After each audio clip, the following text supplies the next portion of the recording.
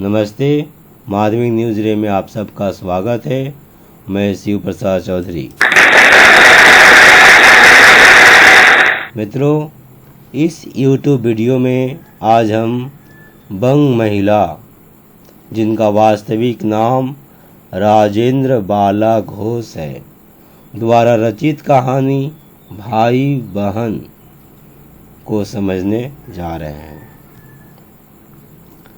भाई बहन यह कहानी 1908 में बाल प्रभाकर नामक पत्रिका के खंड 3 अंक 1 में प्रकाशित हुई थी। इसमें स्वदेश और स्वदेशी वस्तुओं की ओर सरल शब्दों में बालकों का ध्यान आकृष्ट किया गया है। उस दरमियान 1905 में बंगाल को जब 2 भागों में ईस्ट इंडिया कंपनी ने बांट दिया था, 2 टुकड़े कर दिए थे, तो पूरे देश में बंग भंग आंदोलन हुआ था। इस दौरान स्वदेशी वस्तुओं के उपयोग पर जोर दिया गया और विदेशी वस्तुओं को बहिष्कार पर बल दिया गया। तो उसी दरमियान बंग महिला ने यह कहानी रचा है। तो चलिए देखते हैं यह कहानी क्या है, किस तरह से भारत में बनी वस्तुओं की ओर सबका ध्यान आकर्षित करने के लिए इन्होंने लिखा है। वैसे सरल शब्दों में बालकों का ध्यान आकृष्ट किया गया है, ऐसा यहाँ कहा जा रहा है, जिसे हम देखने जा रहे हैं कैसे। आज नाटी इमली का भरत मिलाप है। आज मित्रों 1908 में उस दिन नाटी इमली का भरत मिलाप है, यह उसी की तरफ इशारा किया जा रहा है कि उस दिन नाटी इमली का भरत मिलाप था। जैसे मैं उदाहरण के तौर पर आपको बताऊं, 2019 अगले साल 9 अक्टूबर को शाम 4 बजे नाटी इमली में भरत मिलाप का आयोजन किया गया था। ये नाटी इमली है कहाँ, क्या? दरअसल नाटी इमली वाराणसी उत्तर प्रदेश के वाराणसी के जेतपुरा गांव में एक मैदान का नाम है, एक पार्क है। यह विश्व प्रसिद्ध मेला भरत मिलाप यहाँ पर होता है। ये भरत मिलाप मेले का नाम है। वैसे नाटी इमली एक तरह का फल है, खट्टा फल, जो हम इसे आप जानते ही हैं। और ये नाटी क्या है? नाटी को समझना ऐसा है कि हम छोटा और नाटा इन दोनों को तो जरा एक जैसा समझ लेते हैं, पर थोड़ा फर्क है। जैसे आप समझिए 5 वर्ष की एक लड़की है और 20 वर्ष की एक लड़की है। दोनों एक जगह खड़े हैं। हम दूर से देखें तो क्या देखेंगे कि छोटी है, एक बड़ी है। ये तो यहाँ पर बोलेंगे छोटी है और बड़ी है। ये छोटी है, लंबी है, 20 साल वाली लंबी है, 5 साल वाली छोटी है। पर सामने गए तो देखे दोनों 20 साल की है। तो हमने अभी तो कहा था वो लंबी है, छोटी है, पर अब क्या बोलेंगे? अब बोलेंगे ये नाटी है। क्यों? उम्र के साथ उसका जो शरीर बढ़ना चाहिए था वह न बढ़ा, उतना का उतना ही रह गया, 5 वर्ष के लड़की की तरह। तो नाटी इमली का मतलब ये हुआ कि जो इमली को जितने दिन में लंबा होना चाहिए था, उतने दिन में उतना ना होकर छोटी रह गई।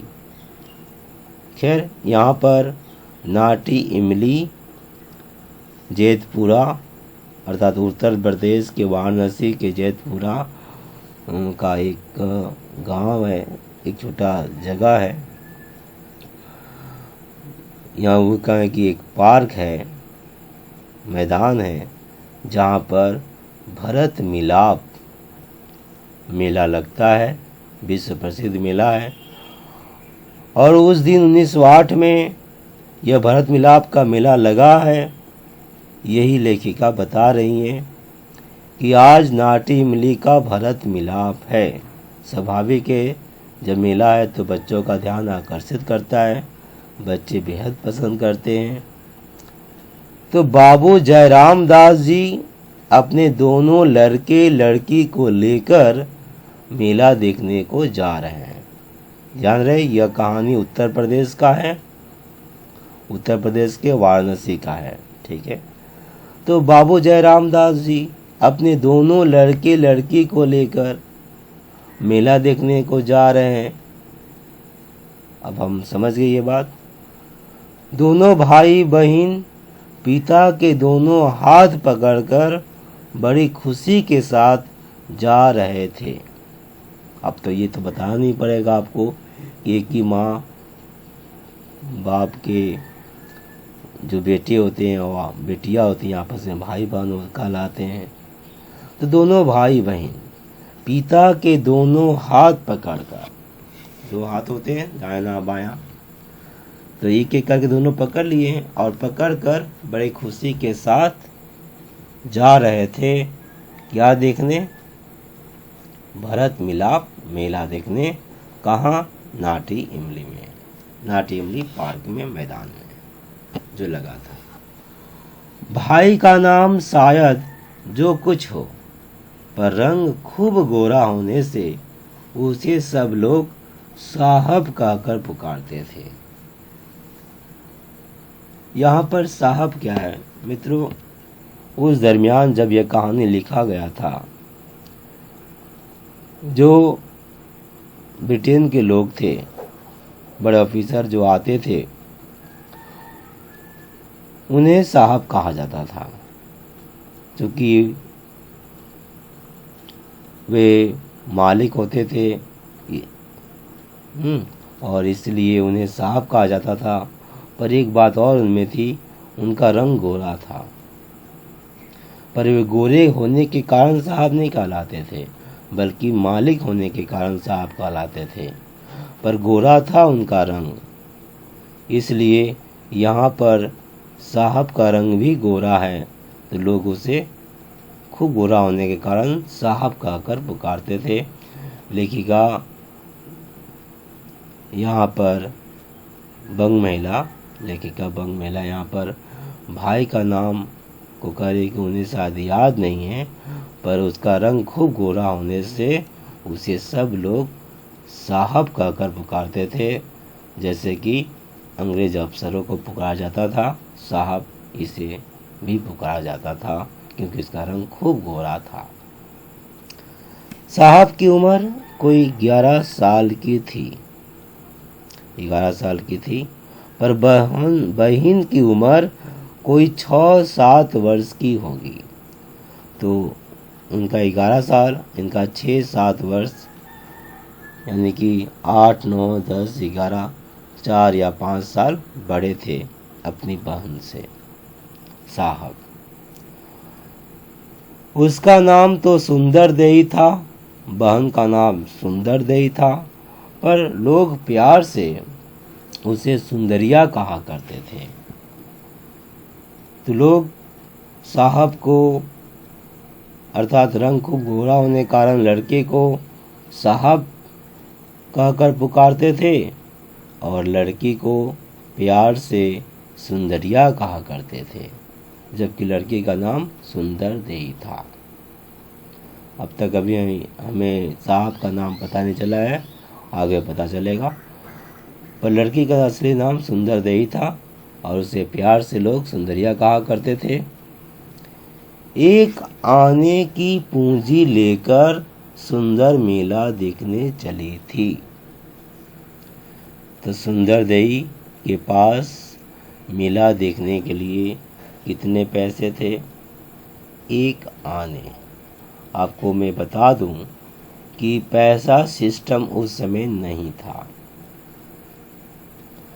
हाँ, पाइस कहा जाता था, पाइस, वहाँ पर आना सिस्टम था उस समय। और इसके बारे में आपको ज़रा पता होना चाहिए। चलिए हम पता करते हैं, उसके बाद आगे बढ़ेंगे। मित्रों,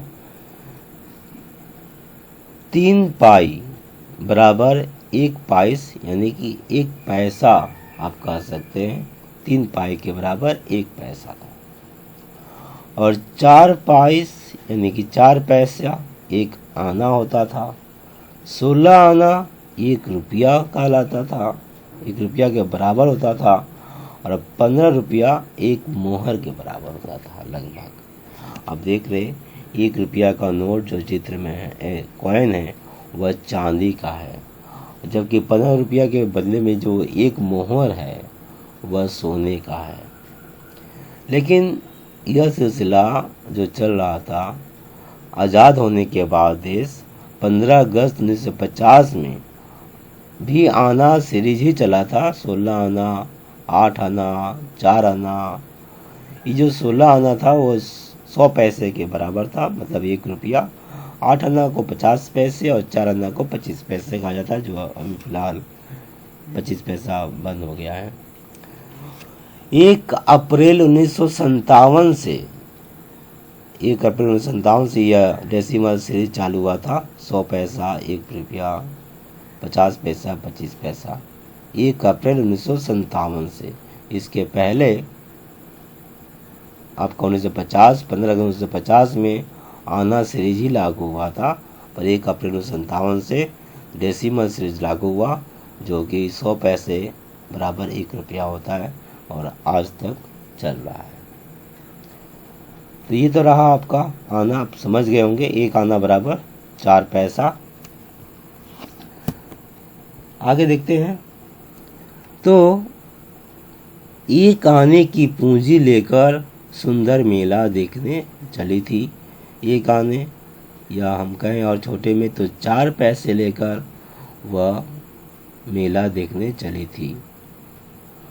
यहाँ मैं जब 4 पैसा बोल रहा हूँ तो उस हिसाब से 4 पैसा, न कि इस हिसाब से, ठीक है।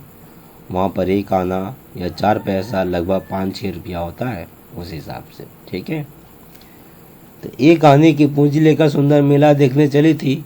और उसी के देखिए, जब 16 आना 1 रुपया होता है तो आप समझ रहे हैं ना, 1 आना का 5-6 रुपया के लगभग हो रहा है, ठीक है।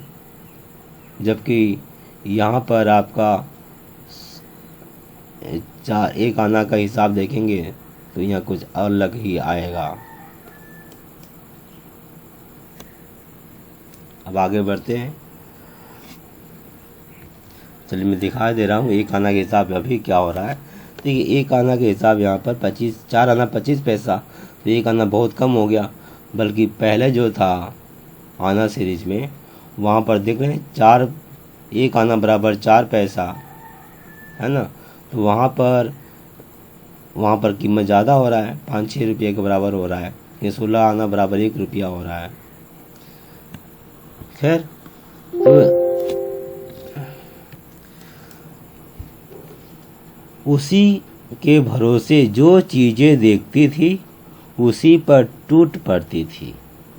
लेकिन क्या कर रही है कि उसके पास जो पैसा था 4 पैसा, यानी कि 1 आना, उसी के भरोसे, यहाँ पर उसी के 4 आने या 1 पैसे, 1 आना या 4 पैसे के भरोसे की बात की गई है। क्योंकि खरीदने के लिए विनिमय प्रणाली पहले था, एक सामान दो दूसरा सामान लो, उसके बाद पैसा यहाँ पर विनिमय काम करने लगा। पैसा देकर हम कुछ भी खरीद सकते हैं जो उसके मूल्य का होता है। तो यहाँ पर वो 1 पैसे मतलब 4 पैसे, या यूँ कहें कि 1 आना के भरोसे जो चीज़ें देखती थी उसी पर टूट पड़ती थी अर्थात खरीदने के लिए उतावली हो जाती थी। उसके इस भोलेपन पर साहब बेचारे को बड़ी हंसी आती थी। इन्हें हंसी आती थी अर्थात ये यह सोचकर हंसते थे कि खरीद तो ना सकती है सारा का सारा उतने पैसे में, इतने कम पैसे में, और वो सोचती है कि हम खरीद लेंगे। तो इसे भोलापन कहा गया है, नादानी कहा गया है, नासमझी कहा गया है। और उसके इस नासमझी पर, भोलेपन पर उन्हें हंसी आती थी। जब सुंदर 10-12 चीज़ों का नाम लेकर कहने लगी, मैं यह मोल लूँगी, वह मोल लूँगी, तब साहब ने कहा, वाह जी, तुम्हारे पास तो 3-4 पैसे कुल हैं, तुम इतनी चीज़ें कैसे ले सकती हो? मेरे पास बहुत से पैसे हैं, मैं सब कुछ खरीदूंगा। तो यहाँ आप समझ रहे हैं, हाथ पकड़कर दोनों चल रहे हैं और बातें करते हुए। यहाँ बहन कह रही है भाई भैया से कि भैया मैं ये ले लूँगी, वो ले लूँगी, 10-12 चीज़ों का नाम लेकर। तब भैया उनसे कहते कि आप तो सब नहीं ले सकती, क्योंकि आपके पास 4 ही पैसे हैं और 4 पैसे में सब कैसे ले सकती हो। बल्कि वो यह कहते हैं कि उनके पास इतना पैसा है कि वह सब कुछ ले सकते हैं। जैसे वो सामानों का ज्ञान, यहाँ पर कुछ चीज़ों का नाम बताया गया है। इनमें केला आप जानते ही हैं, नारंगी, अमरूद, ये फल का नाम है तीनों। रेवड़ी तो मित्रों तिल और गुड़ से बना हुआ होता है, जैसा कि आप चित्र में देख रहे हैं। इसको तिलकुट भी बोलते हैं कुछ लोग। तो ये रेवड़ी है। नान खटाई आप चित्र में देख रहे हैं, मैदा, सूजी, चीनी वगैरह से बनता है। ये नान खटाई है वगैरह इत्यादि इत्यादि, मतलब और कुछ चीज़ जो यहाँ पर नहीं लिखा गया है। तो ये सारे चीज़ें साहब ले सकते हैं, इनके पास इतने पैसे हैं। पर वो ये बता रहे हैं कि उनकी बहन के पास इतने पैसे नहीं हैं। आगे, सुंदर पर साहब की इस बात का कुछ भी प्रभाव न पड़ा, क्योंकि सुंदर की माँ प्राय उससे कहा करती थी, बेटी तुम भैया से छोटी हो ना, तुम्हें सब चीज़ में भैया से कमती हिस्सा लेना चाहिए। अब सुंदर पर इस साहब की इस बात का कुछ भी प्रभाव न पड़ा। किस बात का? यही बात का कि तेरे पास पैसा कम है, मेरे पास ज़्यादा है, आप इतने कम पैसे में सब नहीं ले सकती हो, बल्कि मैं ले सकता हूँ। इस बात का सुंदरदेई पर कोई भी प्रभाव न पड़ा, अर्थात वो न तो दुखी हुई न सुखी हुई, न उन्हें दुख हुआ न सुख हुआ, क्योंकि सुंदर की माँ प्राय उससे कहा करती थी, बेटी तुम भैया से छोटी हो ना, तुम्हें सब चीज़ में भैया से कमती हिस्सा लेना चाहिए। क्योंकि वो जानते थे उसकी माँ का सीख उसके साथ था, माँ ने उसे सिखाया था कि छोटी हो सब चीज़ में, हालांकि छोटी है इसलिए कम हिस्सा लेना चाहिए, बड़ा है तो उन्हें ज़्यादा मिलना चाहिए। तो ये बात वो अपनी माँ से सीखी थी। माँ की यह बातें मैंने अब समझे कौन सी बातें, कि छोटी है इसलिए सब चीज़ में भैया से कमती हिस्सा लेना चाहिए। तो यहाँ पर भी पैसा में उसे कम दिया गया था पैसा, अब भैया को पैसा ज़्यादा दिया गया था। यह स्वाभाविक था, क्योंकि वो छोटी है इसे उसे कम पैसा मिलना चाहिए। तो माँ की यह बातें सुंदर हमेशा ध्यान में रखती थी कि भैया से छोटी है इसलिए से कम हिस्सा लेना चाहिए हर चीज़ में। और उसे यह भी दृढ़ विश्वास था कि मैं 4 ही पैसे में सब मोल ले सकती हूँ। तो ये जो उम्मीद है ना बचपन में, एक आशा सब कुछ कर गुजरने का कि हम सब कर लेंगे, ये बड़ा ही प्यारा सुनहरा होता है। और ज्यों ज्यों बालक बड़ा होता जाता है, उसकी यही उम्मीद विश्वास धीरे धीरे कम हो जाता है। इसके पीछे कारण है कि आसपास के जो लोग हैं वे विवश होकर पता नहीं क्यों यह ज़रूर कहेंगे कि यह तुमसे नहीं होगा, नहीं होगा, नहीं होगा। अब मैं इसमें नहीं जा रहा हूँ कि समझदारी या नादानी क्या है, पर यहाँ पर भी हम देख रहे हैं इनका दृढ़ विश्वास था कि मैं 4 ही पैसे में सब मोल ले सकती हूँ। पर इनका भैया इन्हें यह विश्वास दिलाना चाह रहे हैं कि आप ऐसा नहीं कर सकते, जो कि जायज़ ही है, ठीक ही बोल रहे हैं। मैं एक कहानी की तरफ चलूँगा। मैंने सुना था कि 2 बच्चे, लगभग एक था आपका 11 साल का और एक होगा 8 साल का, खेलते खेलते दूर निकल गए गांव में, और इतना दूर कि पीछे देखे तो गांव ही नहीं, खेत ही खेत। प्यास लगा और एक कुआं था वहाँ पर। कुआं पानी पीने के लिए उन्होंने जब बाल्टी डाली तो हुआ यूँ कि जो बड़ा लड़का था 11 वर्ष वाला, वो कुएं में गिर गया और फिर बचाओ बचाओ चिल्लाने लगा। आसपास कोई नहीं था। अब बच्चा ताव में आकर, जो 8 साल का था, उसने बाल्टी फेंकी और कहा पकड़ो, मैं खींचता हूँ। इसने पकड़ा और वो खींचकर उसे बाहर निकाल दिया। और इस घटना को जब लोगों ने आकर बाहर बताया, लोगों को गांव में आकर बताया, तो किसी ने विश्वास नहीं किया कि 8 साल का बच्चा उस 11 साल के बच्चे को कुएं से निकाल सकता है। स्वाभाविक ही है, कौन विश्वास करे। तो कोई नहीं करता था, बोला ये हो ही नहीं सकता है। तो उस समय एक बुजुर्ग थे बड़े, उन्होंने कहा हाँ ठीक कहा, यह नहीं हो सकता है, पर तुम लोग जैसा कोई, मतलब कि उस समय जो वहाँ के लोग उपस्थित थे उन्हें इशारा करके बोले कि आप लोग जैसे बड़े होते तो ज़रूर नहीं कर सकता, क्योंकि आप लोग तो थे नहीं उसे बोलने वाले कि आप नहीं कर सकते, नहीं कर सकते, इसलिए उसने कर दिया। खैर ये संकेत है, पता नहीं कहानी सच या झूठ है। कहने का तात्पर्य यह है कि उत्साह को बनाए रखने के लिए हमें हिम्मत देना चाहिए, उसे ये तरीका बताना चाहिए। मेरा कहना है कि उन्हें एक प्रश्न दीजिए कि कैसे, एक शब्द दीजिए, कैसे हो सकता है, सोचो। यह ना कहें कि नहीं हो सकता, बल्कि यह कहें कि कैसे हो सकता है। बेटा है, छोटा है, वो आपके जो पहुँच है उससे भी ज़्यादा डिमांड कर रहा है, मांग कर रहा है, तो उसे पूछे कि मेरा ये अवस्था है, मेरे पास ये है, उनके सामने रखें और उनसे कहें कि कैसे हो सकता है, आप ही सोचो। यह कैसे उसके दिमाग को खोल देगा और वह फिर सोचना लगेगा, और यह सोचना ही उसे आगे बढ़ाएगा, न कि नहीं होगा, असंभव है कहकर उसके दिमाग को बंद कर देना। जबकि आप जानते हो कि सिस्टम में आ जाए तो सब संभव है सिस्टम से। अब रेल की पटरी को आप कहो रास्ते पर चलो तो नहीं हो सकता है ना, सिस्टम से सब हो सकता है। तो कैसे उसके अंदर लाएगा सारा का सारा माहौल। तो यहाँ पर एक स्वाभाविक हमारे जो आम प्रचलन है, हम आम लोग जैसा व्यवहार करते हैं वैसे ही यहाँ पर साहब को दिखाया गया है।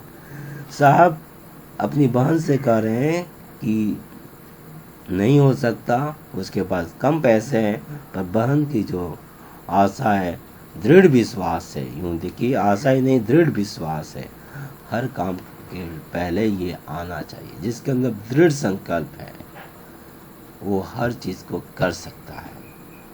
अब ये जरूरी नहीं कि 100% वो पूरा करे, पर कर तो सकता है। कोई छलांग लगाने जाता है मित्रों, अगर वह छलांग लगाता है, ये रस्सी कूद जिसको हम बोलते हैं, 2 फीट या 5 फीट के लिए तैयारी करके दौड़ता है, तो ऐसा नहीं है कि उसके नीचे से चला जाएगा। हो सकता है पैर छू जाए, घुटना छू जाए, पर छलांग तो लगाता है ना। तो चलिए आगे हम बढ़ते हैं। दृढ़ विश्वास, उस बच्ची में दृढ़ विश्वास था कि वो 4 ही पैसे में सब मोल ले सकती है। इन सब कारणों से साहब का हौसला पूरा ना हुआ। अब आप समझ रहे हैं, इनका जो प्रयत्न था, कोशिश कि ये उसे बता दे अपनी बहन को कि बहन हकीकत यह है कि तेरे पास जो पैसे उसमें तू सब नहीं ले सकती है, पर बहन यह मानने को तैयार ही नहीं थी। उल्टा उनके अंदर दृढ़ विश्वास था कि वह 4 ही पैसे में सब मोल ले सकती है, सब खरीद सकती है। जिसके हृदय में संतोष है, अब लेखक कह रहे हैं, जिसके हृदय में संतोष है उसी ने सब कुछ भर पाया। मित्रों, हृदय में, दिल में संतोष है।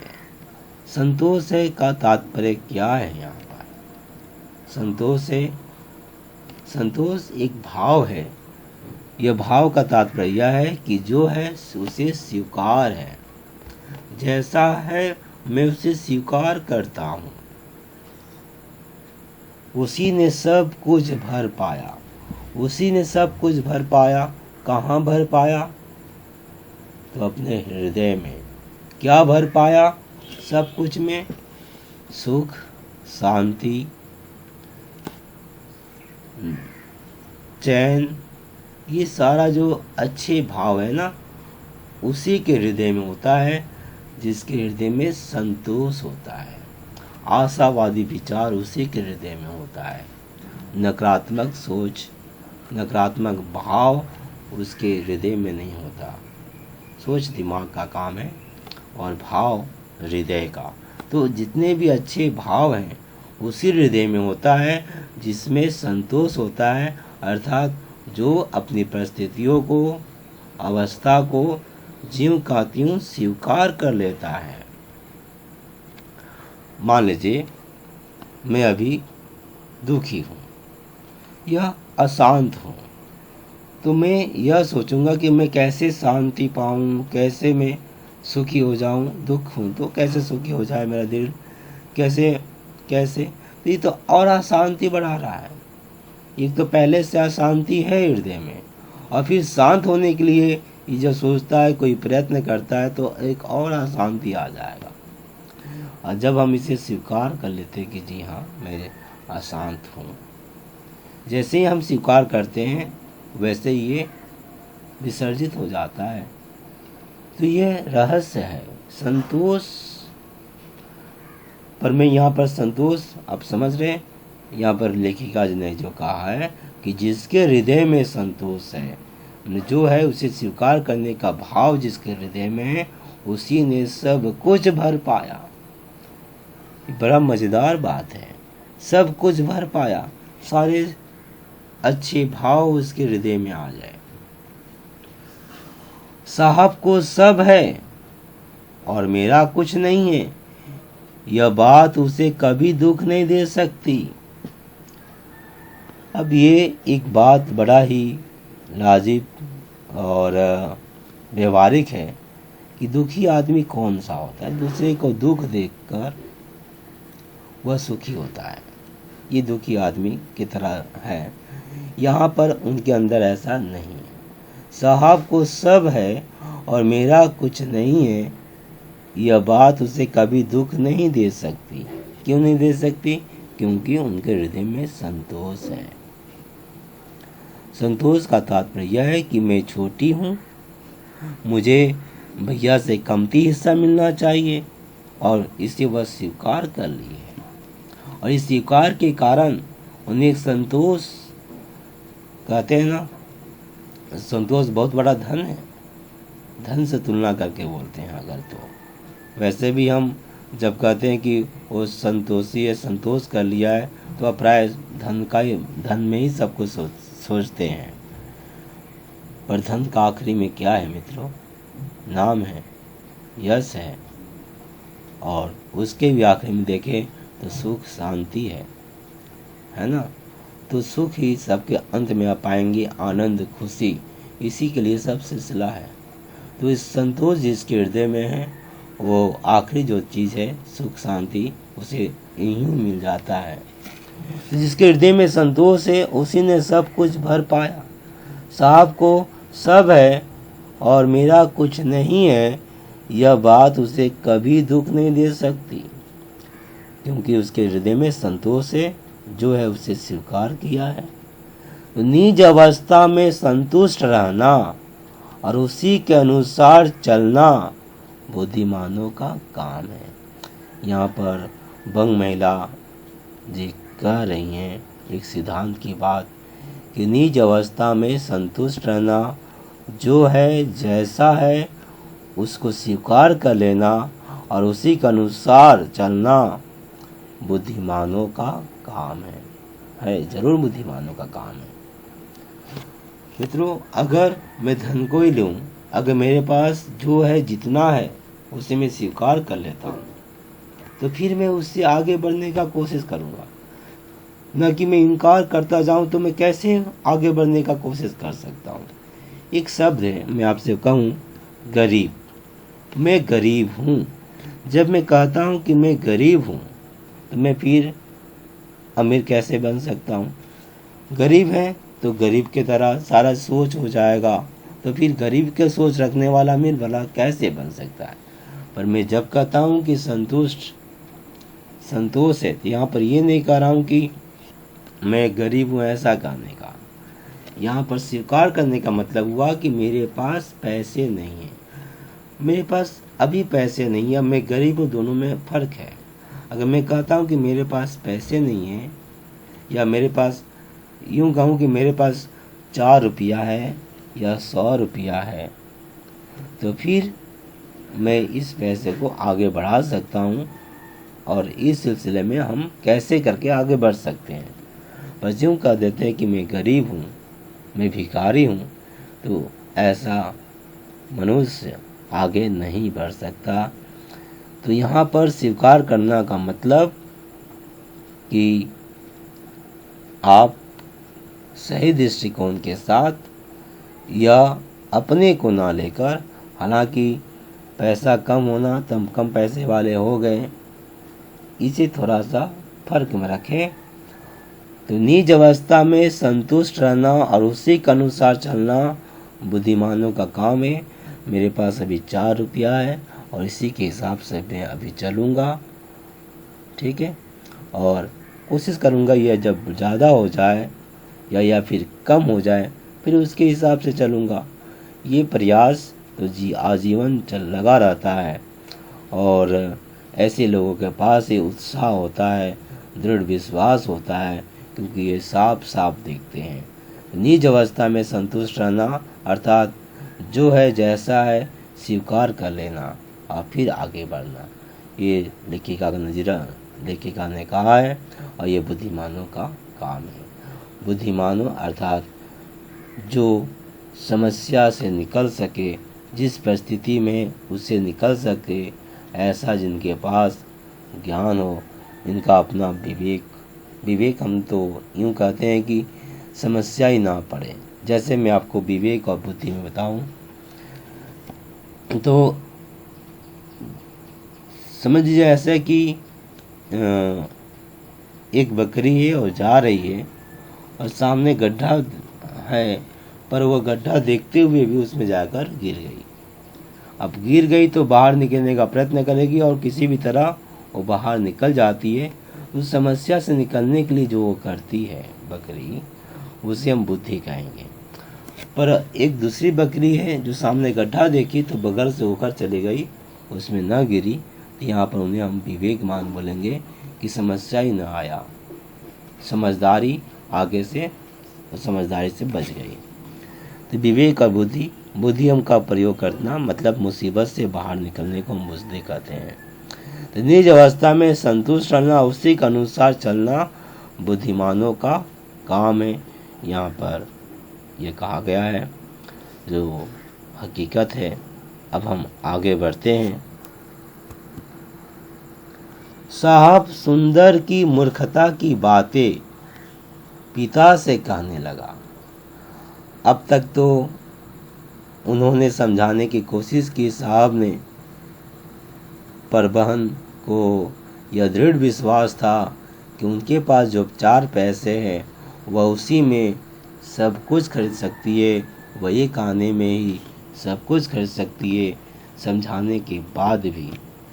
और यही बात उन्होंने सुंदर ने अपनी बहन की यही बात उन्हें मूर्खता लगता है, और है भी, क्योंकि उतना सारा चीज़ ये 4 पैसे में कैसे ले सकती है।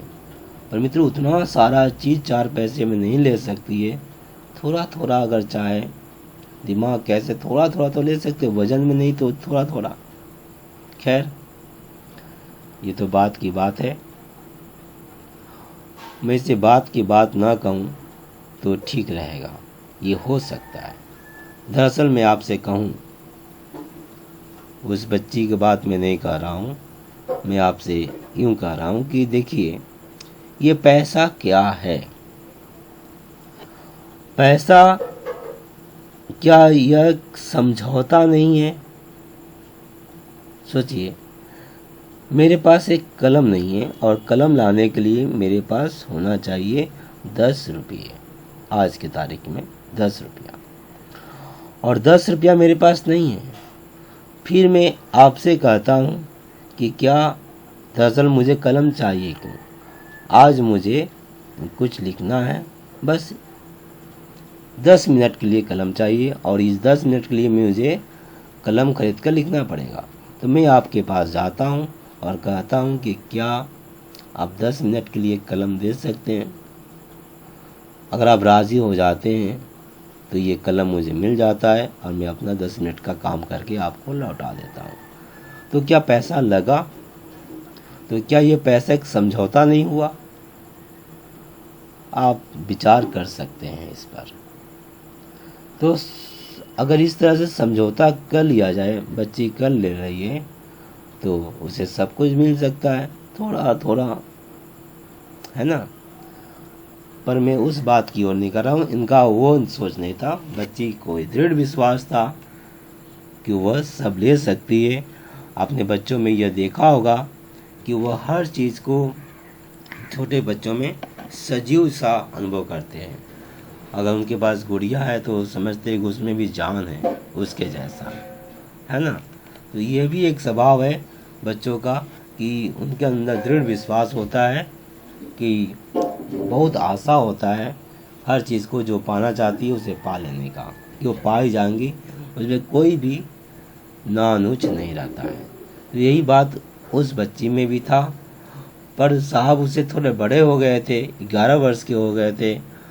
समाज का हकीकत उन्हें थोड़ा ज़्यादा उससे था, और इसलिए अपनी बहन की बात को उन्हें मूर्खता लगा। बल्कि अगर वो भी इस वर्ष में थे तो मुझे लग रहा है कि यही अवस्था उनके साथ भी था। लग क्या रहा है, होगा ही, हम सबके साथ है बचपन में एक विश्वास।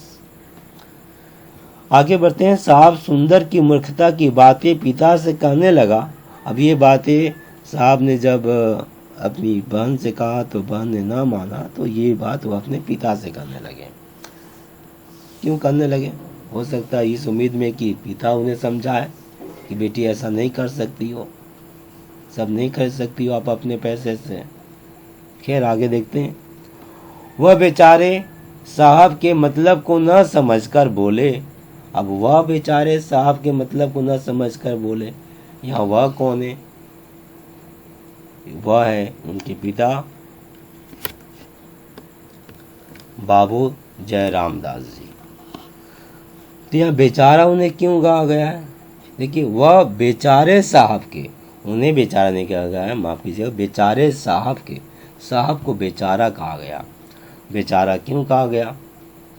बेचारा इसीलिए कहा गया कि साहब ने जो समझाना चाहा अपनी बहन को वह न समझ सकी, इसलिए यहाँ पर उन्हें बेचारा कहा गया।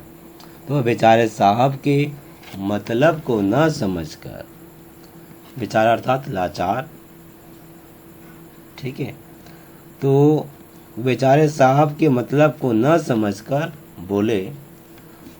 अब मतलब को, ये क्या मतलब है यहाँ पर?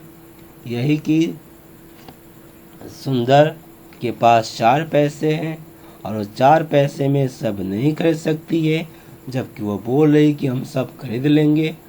और इस बात को लेकर जब वह साहब समझाते हैं कि आप नहीं खरीद सकती हो, पर वो कहते कि नहीं, मैं खरीद सकती हूँ, उसे दृढ़ विश्वास भी है।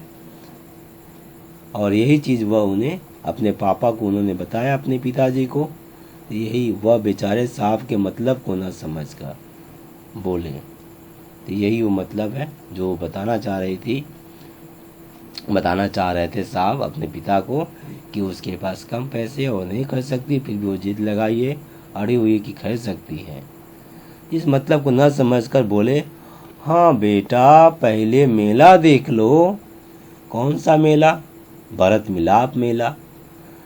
अब ये भरत मिलाप क्या है मित्रों, मैं आपसे इस पर ही बात कर लूँ। भरत मिलाप, भरत का नाम आप जानते हैं, रामायण आपने देखा होगा। राम, लक्ष्मण, सीता, इन तीनों का 14 वर्ष का वनवास हुआ। आप इसके पीछे कहानी भी जानते हैं। दशरथ की पत्नी कैकेयी ने वचन के रूप में लिया। खैर, तो ये गए। उस समय जब इन्हें वनवास हुआ था, घर से निकले ये तीनों, उस समय भरत और शत्रुघ्न अपने ननिहाल थे, जो कैकेयी के बेटे थे।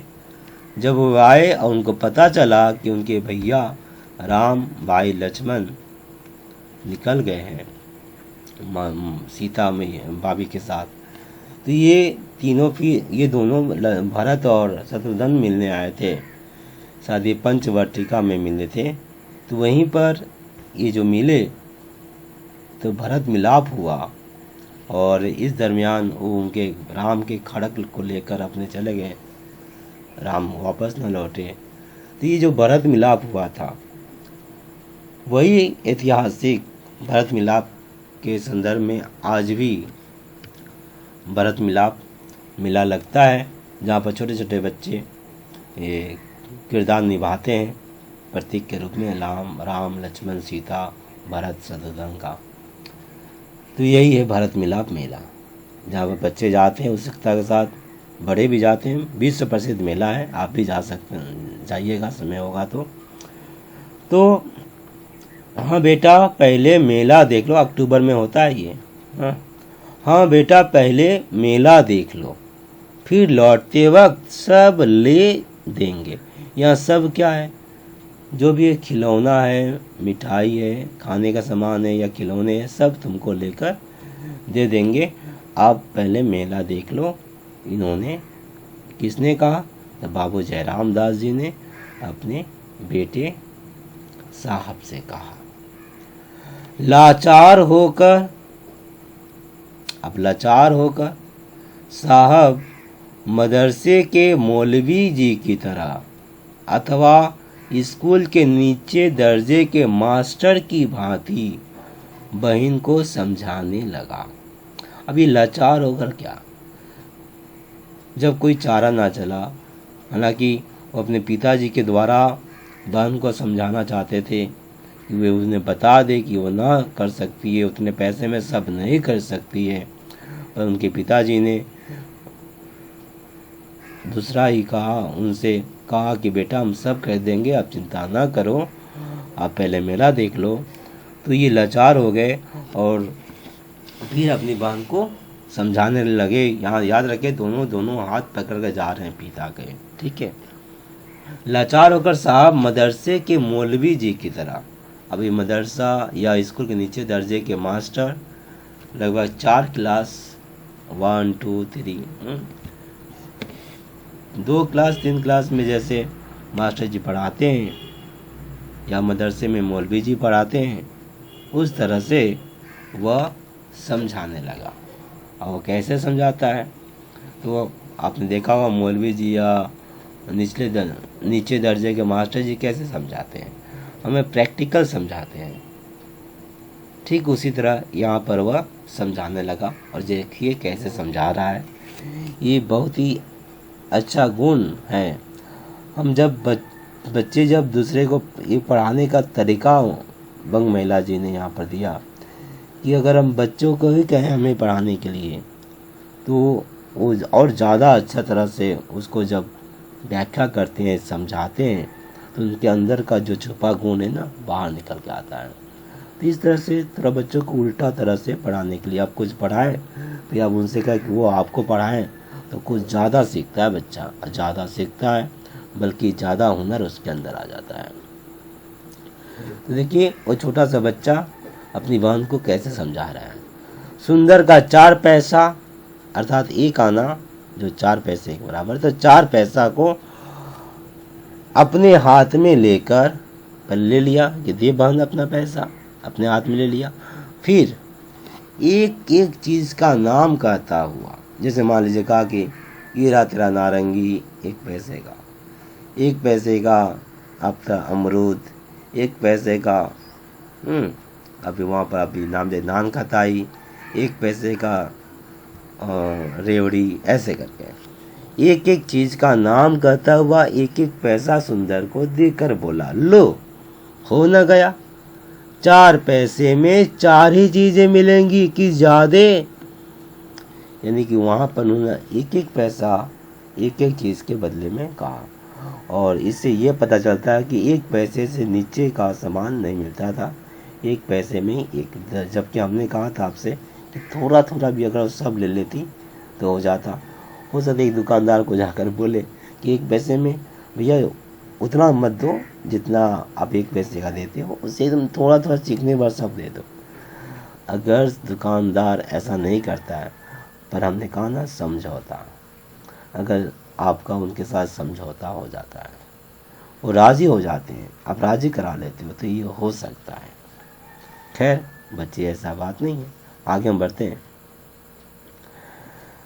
बच्चे के साथ ऐसा नहीं था, वो बच्चा इस तरह समझा रहा है और बहुत ही अच्छा तरह समझा है, एकदम पक्का। इस बार तो उसने बिल्कुल सही समझा दिया और मुझे उम्मीद है कि बच्ची समझ गई होगी।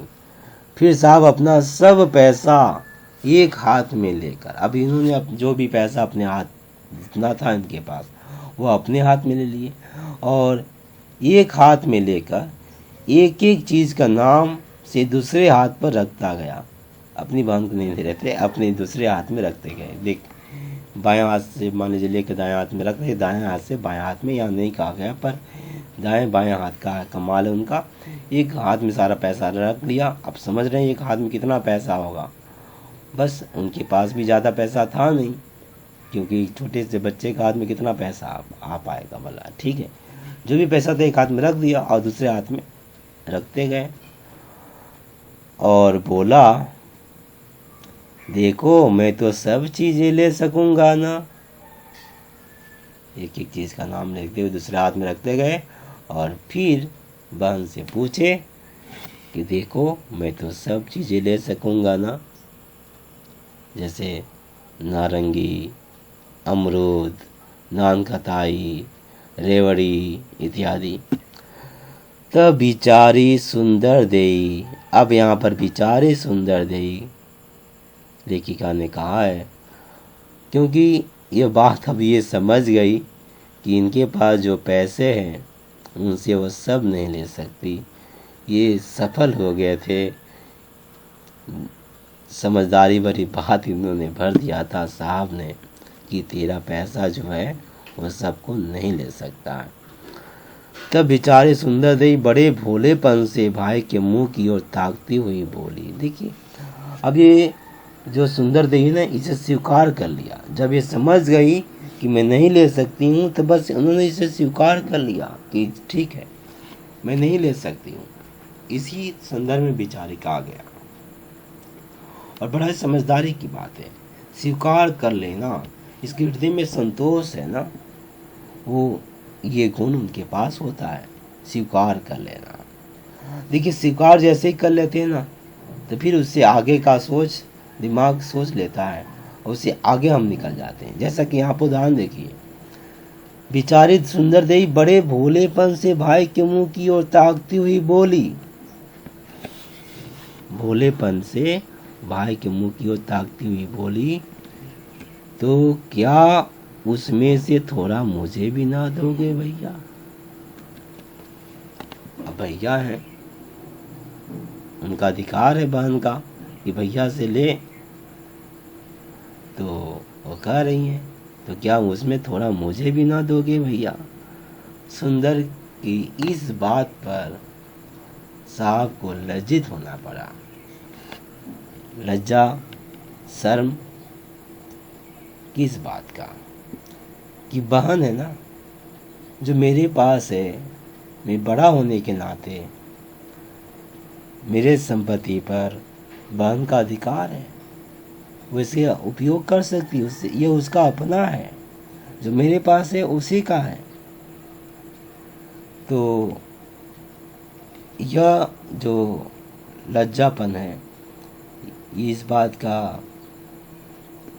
बात को इशारा कर रहा है कि आखिर मेरे पास जो है उसका उपयोग तो मेरी बहन भी कर सकती है। थोड़ा बहुत तो उसका यूज वो इस्तेमाल अपने हिसाब से, जो इसका जितना उसके शरीर का डिमांड है, मांग है, वो तो पूरा कर ही सकती है, भले लेकर दूसरों को ना बांटे। अपने तक उसका पूरा स्वतंत्र अधिकार है, वह सब ले सकती है। बहन है, भाई बहन। तो सुंदर को इस बात को लज्जित होना पड़ा। यह बात उसी तरफ इशारा कर रहा है। तो देखे, उन्होंने जब बात को, हकीकत को स्वीकार किया, सुंदर ने, इसके अंदर संतोष था। जब स्वीकार कर लिया तो ये दूसरा बात उसके दिमाग से निकला। अगर उसके अंदर संतोष ना होता, एक बेचैनी होता हृदय में, तो उसका दिमाग कैसे सोच पाता। जब हमारा हृदय स्वीकार कर लेता है तो दिमाग काम करके उसके आगे बढ़ जाता है। पर बेचैन हृदय, असंतुष्ट हृदय में इस तरह का विचार नहीं आता है। जैसे कि आप एक ईंट फेंकते हो या यूं एक ठेला फेंकते हो तालाब में या जल में के स्रोत पर, और लहर उठता है, उसमें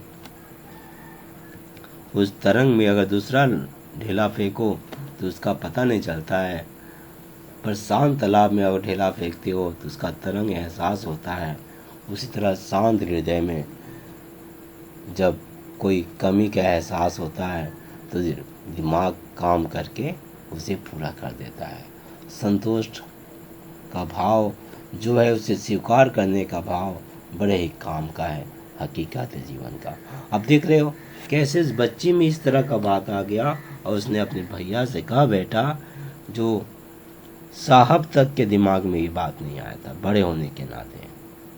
हालांकि वो जानते थे उनके अंदर वो सब, उनके बड़े भैया हैं, उनके पास जो है उनकी बहन उसका इस्तेमाल कर सकती है, ले सकती है, अधिकार है उसका। तो ये बात कैसे बोली है, इसके अंदर संतोष था उस बच्ची में। तो क्या उसमें से थोड़ा मुझे भी ना दोगे भैया। सुंदर की इस बात पर साहब के लज्जित होना पड़ा। मेला देखकर निज इच्छा अनुसार, निज अर्थात अपनी इच्छा अनुसार, जैसे कि भाई की इच्छा जो थी, बहन की इच्छा जो थी, चीज़ें लेकर दोनों भाई बहन पिता के संग घर लौट आए। अपनी अपनी इच्छा के अनुसार खाने का सामान हो, खिलौना हो, दोनों लेकर पिता के संग घर लौट आए। अब आप देखें, जो जो इच्छा था बहन का वो पूरा हुआ। कैसे हुआ? उनके साथ उनके पिताजी थे, उनका भैया था, बहन अकेली थोड़े थी। बहन के पास कुछ पैसे थे, फिर उनके पिताजी के पास कुछ पैसे थे, उनके भैया के पास, साहब के पास कुछ पैसे थे, और बहन की जो इच्छाएं थी वो पूरा हुआ। सबके सहारे अपनी अपनी इच्छा अनुसार चीज़ें लेकर आइए। देखिए, इच्छा अनुसार और ज़रूरत अनुसार दोनों में फ़र्क है। ज़रूरत जैसे रोटी, कपड़ा, मकान, इच्छा इसमें और अच्छा हो, सिर्फ इस कपड़ा नहीं, ऐसा कपड़ा चाहिए, है ना, ये इच्छा। तो यहाँ पर इच्छा पूरा करना इस एक जीवन में बहुत कम होता है, कम लोगों का पूरा होता है। पर इस लड़की का, इस बच्चे का जो इच्छाएं थी वो बहुत छोटे छोटे थी, और ये इच्छाएं उनके पिताजी के सामर्थ्य अनुसार था और उन्होंने इसे पूरा कर दिया। ये मेला देखकर निज इच्छा अनुसार चीज़ें लेकर दोनों भाई बहन पिता के संग घर लौट आए, अपने घर लौट आए। एक ही घर है। आगे बढ़ते हैं। तो इस कहानी का ये पहला दृश्य समाप्त हुआ। भरत मिलाप मेला देखने के लिए नाटी इमली गए थे अपने पिता के साथ साहब और सुंदर दोनों ने मिला देखा, वहाँ के अपनी क्षण सा चीज़ें लेकर आए। इस दरमियान साहब ने अपनी बहन को समझाया किस तरह से ये सारी बातें। ये पहला दृश्य, पहला सीन इस कहानी का। अब दूसरा सीन शुरू हो रहा है। एक दिन शाम को, ये शाम का दृश्य है, हालांकि वहाँ पर भी लगभग दोपहर के समय जा रहे थे, मेला 4 बजे के लगभग मेला लग जाता है।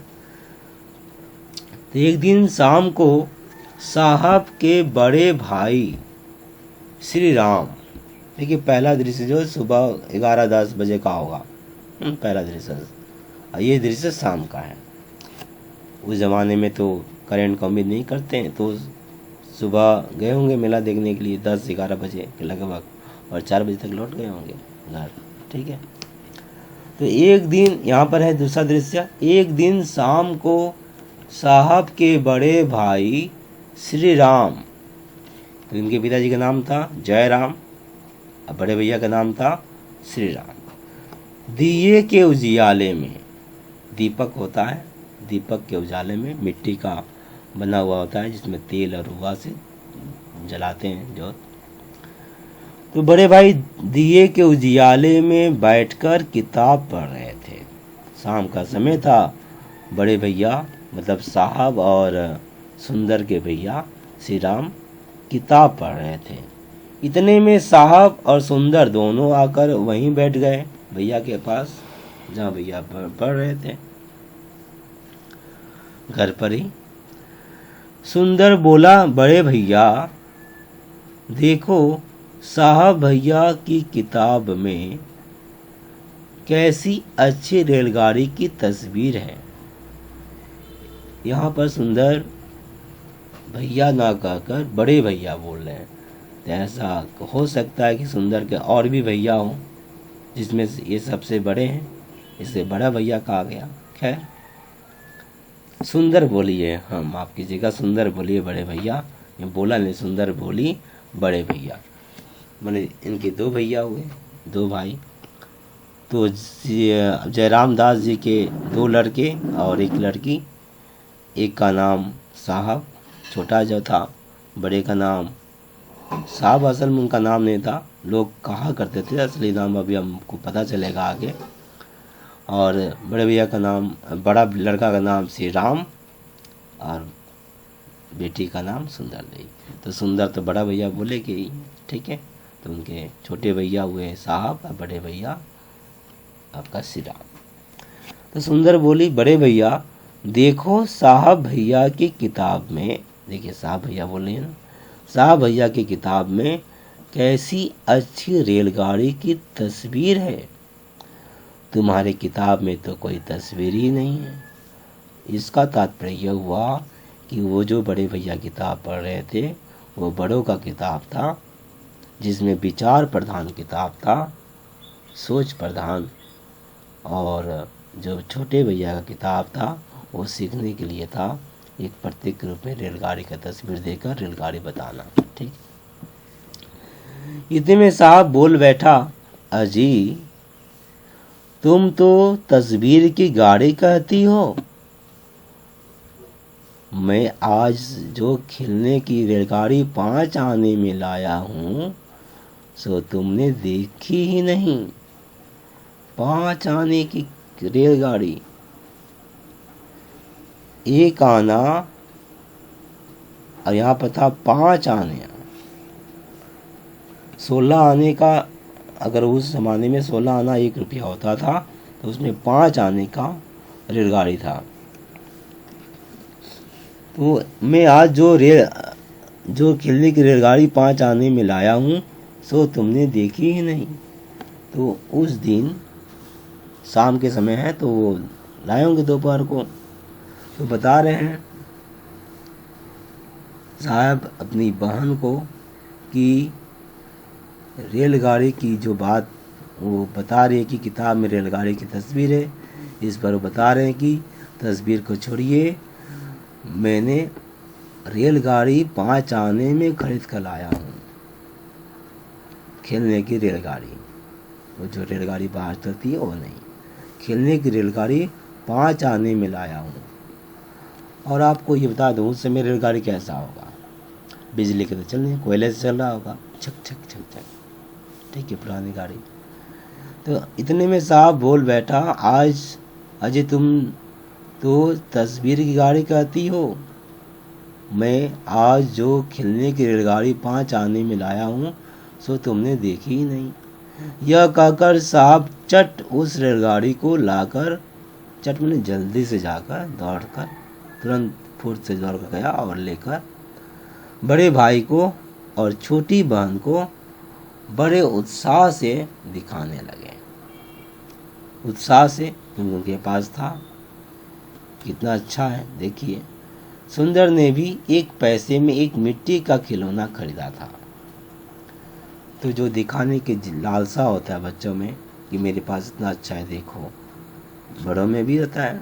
आप देखे होंगे कि आपके साथ जो दोस्त वगैरह हैं, आप ये तो आप बच्चे हैं, फिर भी अपने पिताजी वगैरह का देखिए, उनके जो दोस्त वगैरह हैं उनके साथ रहते थे और दूर जाकर कहीं दूसरे प्रदेश में बहुत पैसे वाला हो गए हैं, तो जब आपके पिताजी या आपके परिवार जाते हैं तो कैसे घर घुरा घुरा कर दिखाते हैं सब कुछ, देखो देखो। तो सुंदर ने भी 1 पैसे में एक मिट्टी का खिलौना खरीदा था। वह भी चट उस खिलौने को ले आई, या मिट्टी का खिलौना खरीदा था, ठीक है। सुंदर के इस काम पर साहब हंसकर बोले। वो मिट्टी खिलौना लेकर आई और दिखाने लगी, वो भी सुंदर को, अब अपने दोनों भैया को। तो सुंदर के इस काम पर मतलब वो खिलौना लाकर दिखाने का, 1 पैसे का खिलौना, मिट्टी का खिलौना। साहब हंसकर बोले, 1 पैसे का मिट्टी का खिलौना लेकर चली है दिखाने, देखो मेरी गाड़ी में चाबी लगा देने से कैसे दौड़ती है। तो यहाँ पर वो उसकी मिट्टी खिलौना को तुच्छ, अपने खिलौना की तुलना में बेकार, किसी काम का नहीं, खराब, ये बताने का अर्थ है। तो 1 पैसे की मिट्टी का खिलौना लेकर चलिए दिखाने की, और ये न केवल खिलौना बल्कि उसके पैसे की तरफ भी जा रहे हैं कि जो भी वो खिलौना 1 पैसे का है, और 1 पैसे का खिलौना इनके पास 5 आने का खिलौना, बहुत बड़ा फ़र्क है। क्योंकि आप जानते हैं 1 आना बराबर 4 पैसा, तो इस हिसाब से 5 आना, 5 चौका 20 पैसा, इनका जो खिलौना था 20 पैसे का था, जबकि उनकी बहन का खिलौना 1 पैसे का था। और 1 पैसे का मिट्टी का खिलौना लेकर चलिए मेरी गाड़ी, और उनका जो खिलौना था 20 पैसे का है। तो ये से बोल रहे हैं, देखो मेरी गाड़ी में चाबी लगा देने से कैसी दौड़ती है। तो बच्चों में एक तरह से आकर्षण का केंद्र होता है कि जो खिलौने थोड़ा सा चंचल होते हैं, चलते हैं, उसमें ज़्यादा उनका ध्यान जाता है। अब पलंग पर भी छोटा बच्चा भी जब पालने में झूलता है, कोई झूलने वाला खिलौना लगा देते हैं बोलने वाला, तो उसकी तरफ आकर्षित होता है। खैर यहाँ पर आगे सुंदर बता रहे हैं, साहब बता रहे हैं कि उनके पास जो खिलौना है, चाबी देने से वो खिलौना चलती भी है, यानी कि वो गाड़ी दौड़ती है। चाबी देने वाली गाड़ी है, चाबी से चलने वाली गाड़ी है, 20 पैसे उसका दाम है, जबकि साहब के पास 1 पैसे का मिट्टी का खिलौना है, और इसलिए वो अपने खिलौना के सामने उसके खिलौना को हीन समझ रहे हैं, छोटा करार दे रहे हैं, छोटा दिखा रहे हैं। सुंदर बेचारी उदास होकर बड़े भाई की तरफ देखने लगी। जब अब इस बात का उसे भी एहसास हो जाता है सुंदर को कि उसके खिलौना छोटा है, उसके बड़े भाई से, उसका खिलौना उसके बड़े भाई से खराब है, अच्छा नहीं है। यह जो विचार वो देना चाह रहे थे वो दे दिए, और ये उसे स्वीकार कर ली। थोड़ा सा समझदारी की बात में यहाँ पर अगर वो उस बच्ची के पास होता, खैर बच्चा है तो कहाँ से हो, मैं अपनी तरफ से आपसे बता रहा हूँ। देखिए, ये छोटा है वो बड़ा है, ये अच्छा है वो खराब है, मेरा कपड़ा सुंदर है, उसका कपड़ा खराब है। अगर सुंदर है तो दूसरे का कपड़ा खराब है तो हम थोड़ा सा फूल जाते हैं, दूसरे को हीन से देखते हैं। और जब दूसरे का कपड़ा अच्छा होता है मुझसे तो हम हीन भावना में आ जाते हैं। ये जो कभी फूलना, पिचकना, असम होना, समता में ना होना, ऐसे लोग भी ऊंचे दर्जे के लोग नहीं बन सकते। हर मुकाम पर, ऊंचाई पर नहीं पहुंच सकते, चाहे धन दौलत हो या व्यक्तिगत मामला हो। यहाँ पर इस बात को आप समझिए मित्रों, धरती पर आप आए हैं, ठीक है, तो आप सिंगल पीस है। आपके जैसा चलने का अंदाज, बोलने का अंदाज, दिखने का अंदाज, अरे अब तो आपके अंगुलियों का छाप भी किसी से नहीं मिलता है, आपका हैंड राइटिंग तक किसी से नहीं मिलता है। नहीं तो चेक में आप नाम कैसे लिखते हैं? बड़ों को देखते हैं चेक में अपना नाम लिख देते हैं, वैसा साइन किसी से नहीं मिलता है क्या? यह है कि आपके जैसा इस धरती पर कोई दूसरा नहीं है। आप अनोखे हो, अकेले हो, यूनिक हो, अद्भुत हो। न केवल आप, बल्कि आपने जो कपड़ा पहना है, भले एक ही कंपनी का कपड़ा कोई दूसरा पहना हो, पर जो कपड़ा आपके शरीर पर है वो तो एक ही है ना इस धरती पर, वैसा दूसरा है क्या? नहीं। अब आपसे कोई अच्छा कपड़ा पहना है, कीमती कपड़ा पहना है तो पहना है, पर आपके पास जो है क्या वह उसके पास है, दूसरे के पास है? नहीं है। तो क्या आपको उसके ऊपर गर्व नहीं होता है? स्वाभिमान की बात नहीं है कि मेरे पास जो है वो किसी के पास नहीं है। एक स्वाभिमान होना चाहिए, आत्मसम्मान होना चाहिए। ऐसे लोग जो आत्मसम्मान जिनके पास नहीं होता है, खुद का ही सम्मान नहीं करते हैं, वो कैसे दूसरे का सम्मान कर सकते हैं? वही दूसरे का निंदा करते हैं। दूसरे का छोड़िए, वो अपनी निंदा करते हैं, अपने को हीन समझते हैं। और इसके कारण वो कभी ऊंचे स्तर पर नहीं पहुंच सकते। मैंने कहा, न धन दौलत के स्तर पर हो, न निजी व्यक्ति का जीवन का स्तर पर हो, किसी भी फील्ड में, न पढ़ाई में, न कहीं पर। तो आत्मसम्मान होना चाहिए। मेरे पास जो है, जितना है, एक स्वीकार करना और फिर उसके ऊपर गर्व होना चाहिए, और तब वहीं से यात्रा आगे बढ़ता है। तो सुंदर बेचारी उदास होकर बड़े भाई की तरफ देखने लगी। जब उनके साहब भैया ने उन्हें यह हीन भावना भर दिया, पर अगर आपके उनके पास इस तरह का सोच होता तो ये हीन भावना से भर नहीं जाती। पर खैर, सुंदर बेचारी उदास होकर बड़े भाई की तरफ देखने लगी। बच्चे अपने आस पास के माहौल में बड़ा होते हैं, है ना। आस पास में जो देखते हैं, विचार जो उनके सामने होता है, उसी तरह के बच्चे बनते हैं।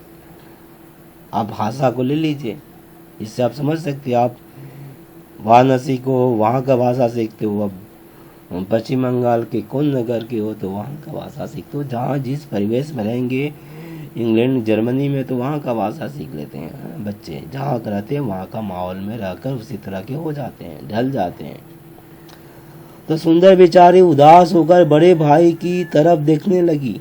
तब श्री राम हंसकर बोले, तुम्हारा खिलौना बहुत अच्छा है सुंदर।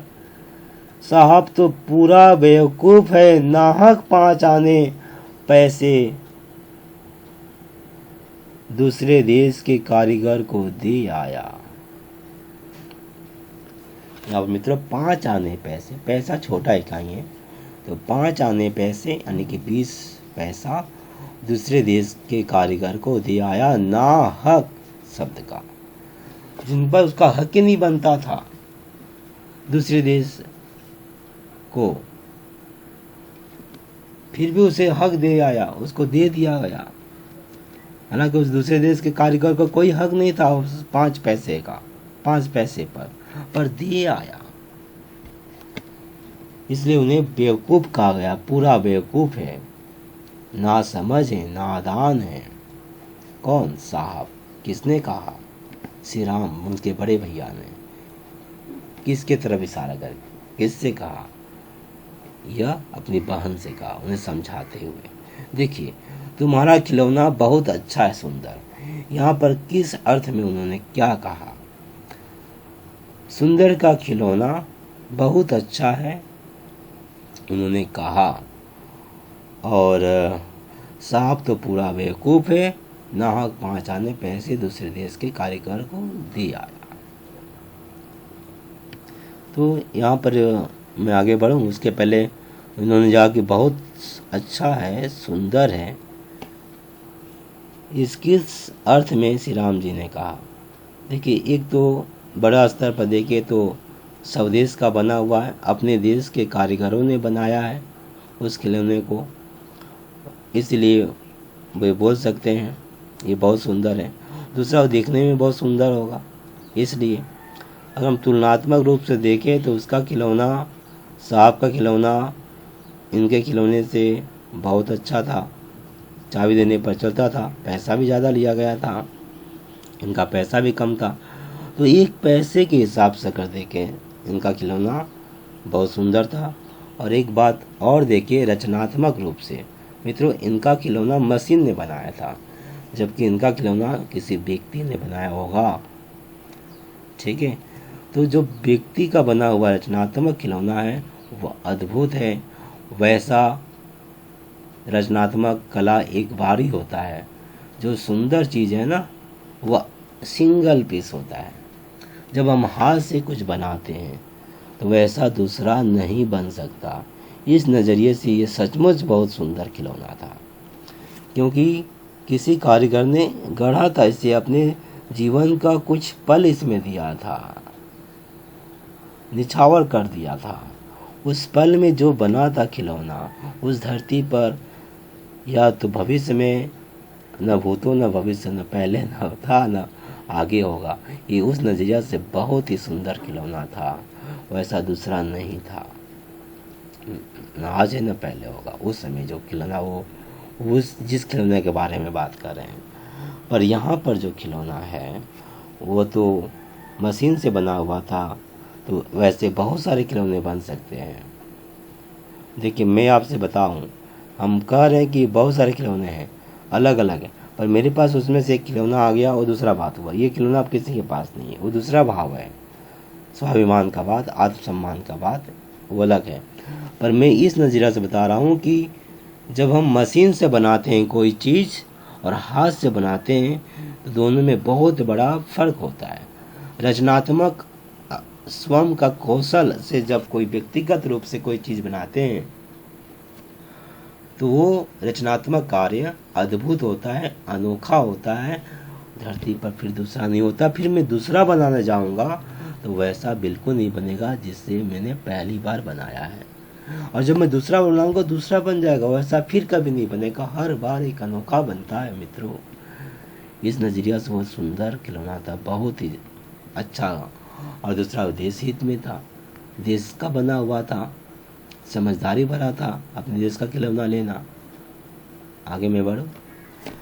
साहब ने कुछ रूखेपन से जवाब दिया, दूसरा देश कैसा? मैं तो राम दिन बिसाती सी ये गाड़ी मोल लाया हूँ। बिल्कुल सही कहा उन्होंने। अब बच्चे कितना दूर देखेंगे, अपने सामने देख रहे हैं कि राम दिन बिसाती दुकानदार का नाम है, उनके यहाँ एक खिलौना बिकता था। वो खिलौना क्या था? वो खिलौना था भाई 20 पैसे का, यानी कि 5 आने का चाबी देने वाली रेलगाड़ी, और उन्होंने जाकर खरीदा उसके पास।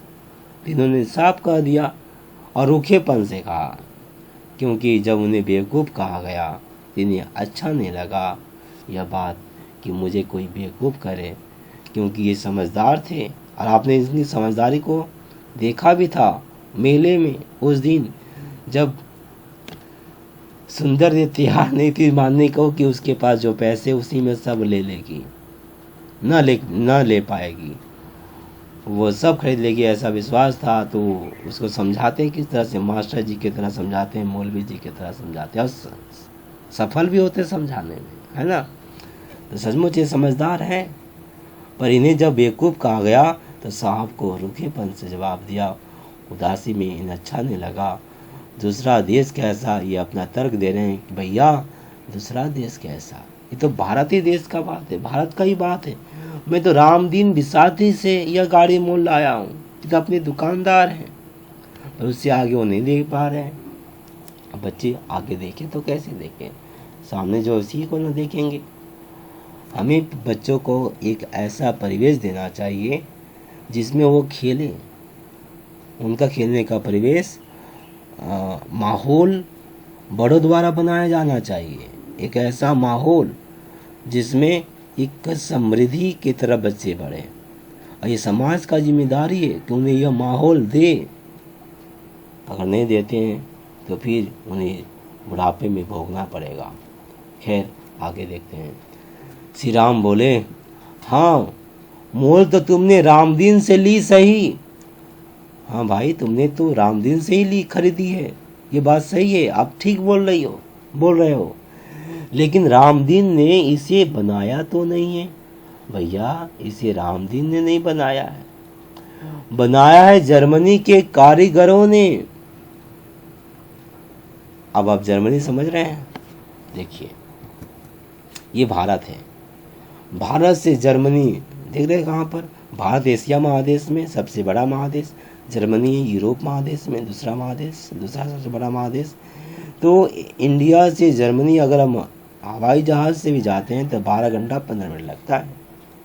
तो वहाँ पर जर्मनी से बना हुआ सामान भारत आता है। ठीक है, आगे देखें। तो बोल है रामदीन ने इसे बनाया तो नहीं है, बनाया है जर्मनी के कारीगरों ने। आखिरकार तुम्हारा नहीं तो बिसाती का पैसा वो उसके यहाँ गया कि नहीं। समझदारी की बात है, और ये मुझे उम्मीद है साहब जैसे समझदार तो अच्छी तरह से समझ गए होंगे। पहले नहीं, उनको ये पता नहीं था, अब तो पता चल गया तो समझ गए होंगे। क्योंकि रामदीन दुकानदार है, और रामदीन बिसाती जो है दुकानदार होने के कारण वो तो बनाते नहीं है, तो बेचते हैं।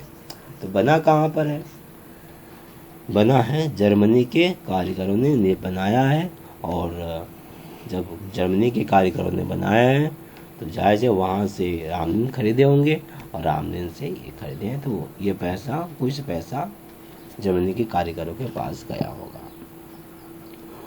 और आगे बोल रहे हैं कि वे लोग तो हर तरह से मोटे ताजे हैं, मतलब फले फूले हैं, सब कुछ है, पैसा धन दौलत से कोई कमी नहीं है। भगवान ने उन्हें सब कुछ दिया है, भगवान ने दिया है नहीं, उन्होंने हासिल किया है। कुछ शब्दार्थ है ना, हमें बदल लेना चाहिए। ठीक है, हम कहते हैं कि ये असंभव है, अब उसकी जगह बोलिए आपके लिए चुनौती है। आप बोले नहीं हो सकता है, आप इसकी जगह बोले कि कैसे हो सकता है, थोड़ा सोचो। तो इस तरह से कुछ शब्दार्थ अगर हम बदल लेते हैं, आशावादी अच्छे बात वाले, ये आशा फाशा की बात हटाइए, कुछ अच्छे शब्द ही है जो हमारा दुनिया है, समाज है, शब्दों का ही खेल है सारा मित्रों। अच्छे शब्द रखना चाहिए, हर दिन अच्छे शब्दों को अपने पास रखिए। जैसे कि बर्तन मांजना होता है ना, वैसे शब्दों को मांजिए और निखारिए, उन्हें सुंदर बनाइए। शब्दों का ही खेल है, शब्दों का ही दुनिया है, आप इस नज़रिया से देखें तो। खैर मैं आगे बढ़ रहा हूँ। तो वे लोग तो हर तरह से मोटे ताजे हैं, और बेचारे यहाँ के जो कुम्हार और कारीगर हैं उन्हें दिन भर में नमक रोटी भी मुश्किल से मिलती है। यहाँ के यानी कि भारत के जो कुम्हार कौन, जो मिट्टी के खिलौने बनाते हैं, अपने हाथों से करते हैं, जिसमें से एक खिलौना खरीदी थी साहब सुंदर ने। और कारीगर मतलब जो मशीन से कुछ सामान बनाते हैं कारखानों में या घर पर, तो कारीगर हैं, उन्हें दिन भर में नमक रोटी भी मुश्किल से मिलती है। नमक रोटी आप समझ रहे हैं ना, ना तो सब्जी और ना और कुछ, नमक रोटी भी मुश्किल से मिलती है। वे लोग यदि 5 आने पैसे पावे तो उनको पेट भर खाने को मिल जाए। ये 5 आने पैसे जो उन्होंने रेलगाड़ी पर खर्च की थी, ये अगर उनको मिल जाता है तो पेट भर खाने को मिल जाए। पेट भर खाना उनको मिल जाता है। तो ये क्या है? ये 5 आना बाहर चला जा रहा है। क्यों? छोटी सी इच्छा बच्चों का सामने। अगर राम दिन बिसाती ये खिलौना नहीं रखते तो ये इनके पास नहीं पहुंचता, पर रखे तो इनके पास पहुंचा। और रखे क्यों? कि उनको भी 2 पैसे मिले ज़्यादा, उनका भी अपना गृहस्थी है, परिवार है, चलाना है। यहाँ पर कुछ दिक्कत है, दुख की बात है, जो आगे श्री राम जी कहते हैं वो क्या है देखिए।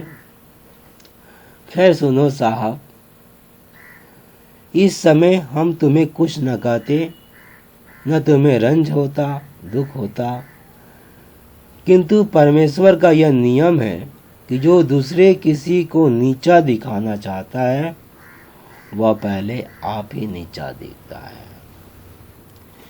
यहाँ पर श्री राम जी कह रहे अपने भाई को ये साफ साफ, जो मेरे ख्याल से बंग महिला जी का भी संदेश है कि जो दूसरे को नीचा दिखाता है वह पहले आप ही नीचा दिखता है। इन्होंने आगे इसे सिद्ध किया इस बात को, कैसे कि ना तुम सुंदरिया को नीचा दिखाते, कि उसका नीचा कैसे दिखाए कि 1 आने का 1 पैसे का उसके खिलौना है, मिट्टी का बना हुआ, और वह बड़ा दिखाने चली है। उनके पास 20 पैसे का यानी कि 5 आने का खिलौना है, रेलगाड़ी है, कितना सुंदर है। इस तरह से तुम चाल चलन में, पढ़ने लिखने में अच्छे हो, पर बड़े ही अभिमानी हो। अभिमानी और आत्मसम्मान दोनों में थोड़ा सा फर्क है। अभिमानी एक तरह से ऐसा है कि दूसरे को हम छोटा दिखाते हैं, खुद को बड़ा, यह अभिमानी हम कह सकते हैं। आत्मसम्मान, जैसा कि मेरा सम्मान मैं करता हूँ ऐसे दूसरे भी अपना सम्मान करें, उनका भी सम्मान का ख्याल रखें, अपना सम्मान का भी ख्याल रखें, बराबरी में सबको लेकर। स्वाभिमान, आत्मसम्मान, तो बड़े ही अभिमानी हो। शायद यह दोष तुम्हारे नाम से उत्पन्न हुआ होगा। यह जो दोष है अभिमान का, घमंड का, ये जो घमंड अभिमान है, घमंड अर्थात सामानों से लेकर हम कह सकते हैं कि मेरे पास जो सामान है वो दूसरे से ज़्यादा है, अच्छा है, इसका घमंड। अभिमान अर्थात जिसमें हमारे अंदर जो गुण है वो दूसरे से ज़्यादा है, अच्छा है, यह अभिमान।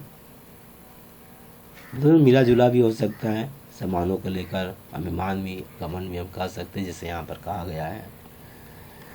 शायद यह दोष तुम्हारे नाम से उत्पन्न हुआ होगा।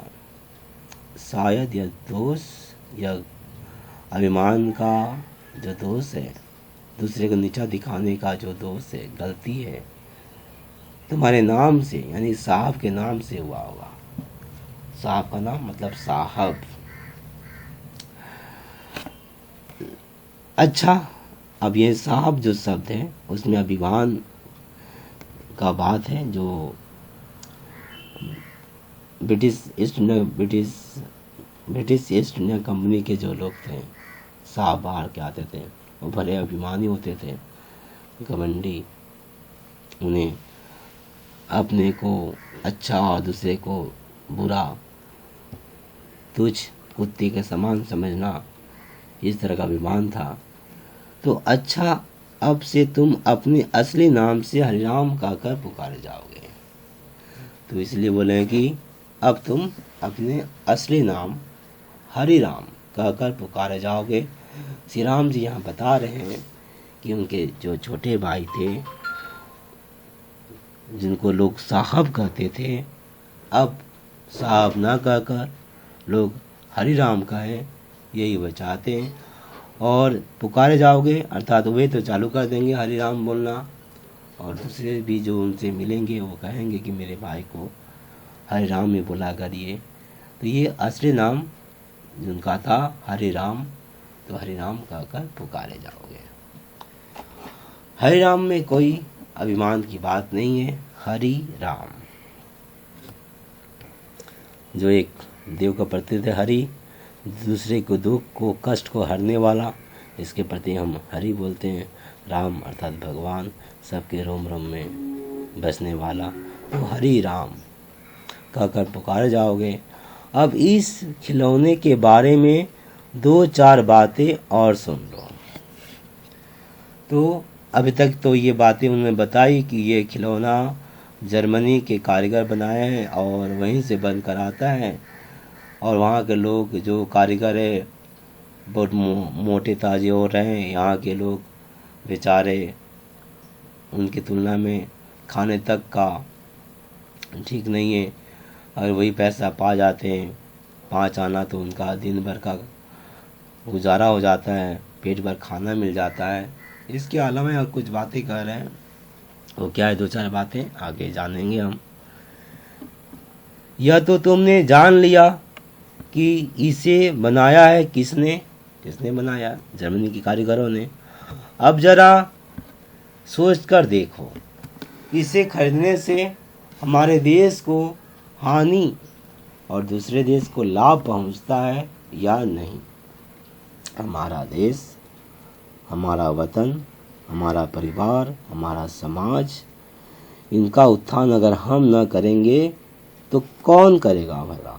हमारा है, हमें करना है ना, दूसरा करेगा कोई आकर, ये सोचना तो बेवकूफ़ी गधापन है।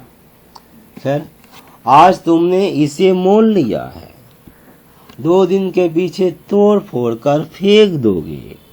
स्वाभाविक है, बच्चे ऐसा ही करते हैं। एक खिलौने के साथ भले जितना अच्छा हो, उनका मन नहीं लगता ज़्यादा दिन तक, है ना। फिर दूसरे, परंतु वैसे ऐसे तुच्छ खिलौनों के लिए, तुच्छ खिलौने क्यों कहा गया, क्योंकि इससे ज़रूरतें तो पूरा नहीं होता है। ज़रूरतें अर्थात भूख लगा तो खाना, ये ज़रूरत है। तो तुच्छ खिलौनों के लिए कई लाख रुपये हर साल, उस दरमियान की बात किया जाए 1908, जब ये कहानी बाल प्रभाकर में छपी थी, है ना, तो कई लाख रुपये हर साल हिंदुस्तान से निकल जाते हैं। जब आज़ादी के समय भी 1 रुपया बराबर $1 होता था, आप समझ रहे हैं, तो उस समय भी कई लाख रुपये हर साल हिंदुस्तान से निकल जाते हैं। इसी तरह सुई, डोरा, कंघी, दिया सिलाई इत्यादि छोटी मोटी चीज़ों के लिए भी कितने रुपये दूर देश वालों को दे देते हैं, उसका लेखा लगाने से छाती दहल जाती है। अर्थात बहुत ही कष्ट होता है, इतना कष्ट जैसे कि आग लग गया और उसमें सब जल उठे,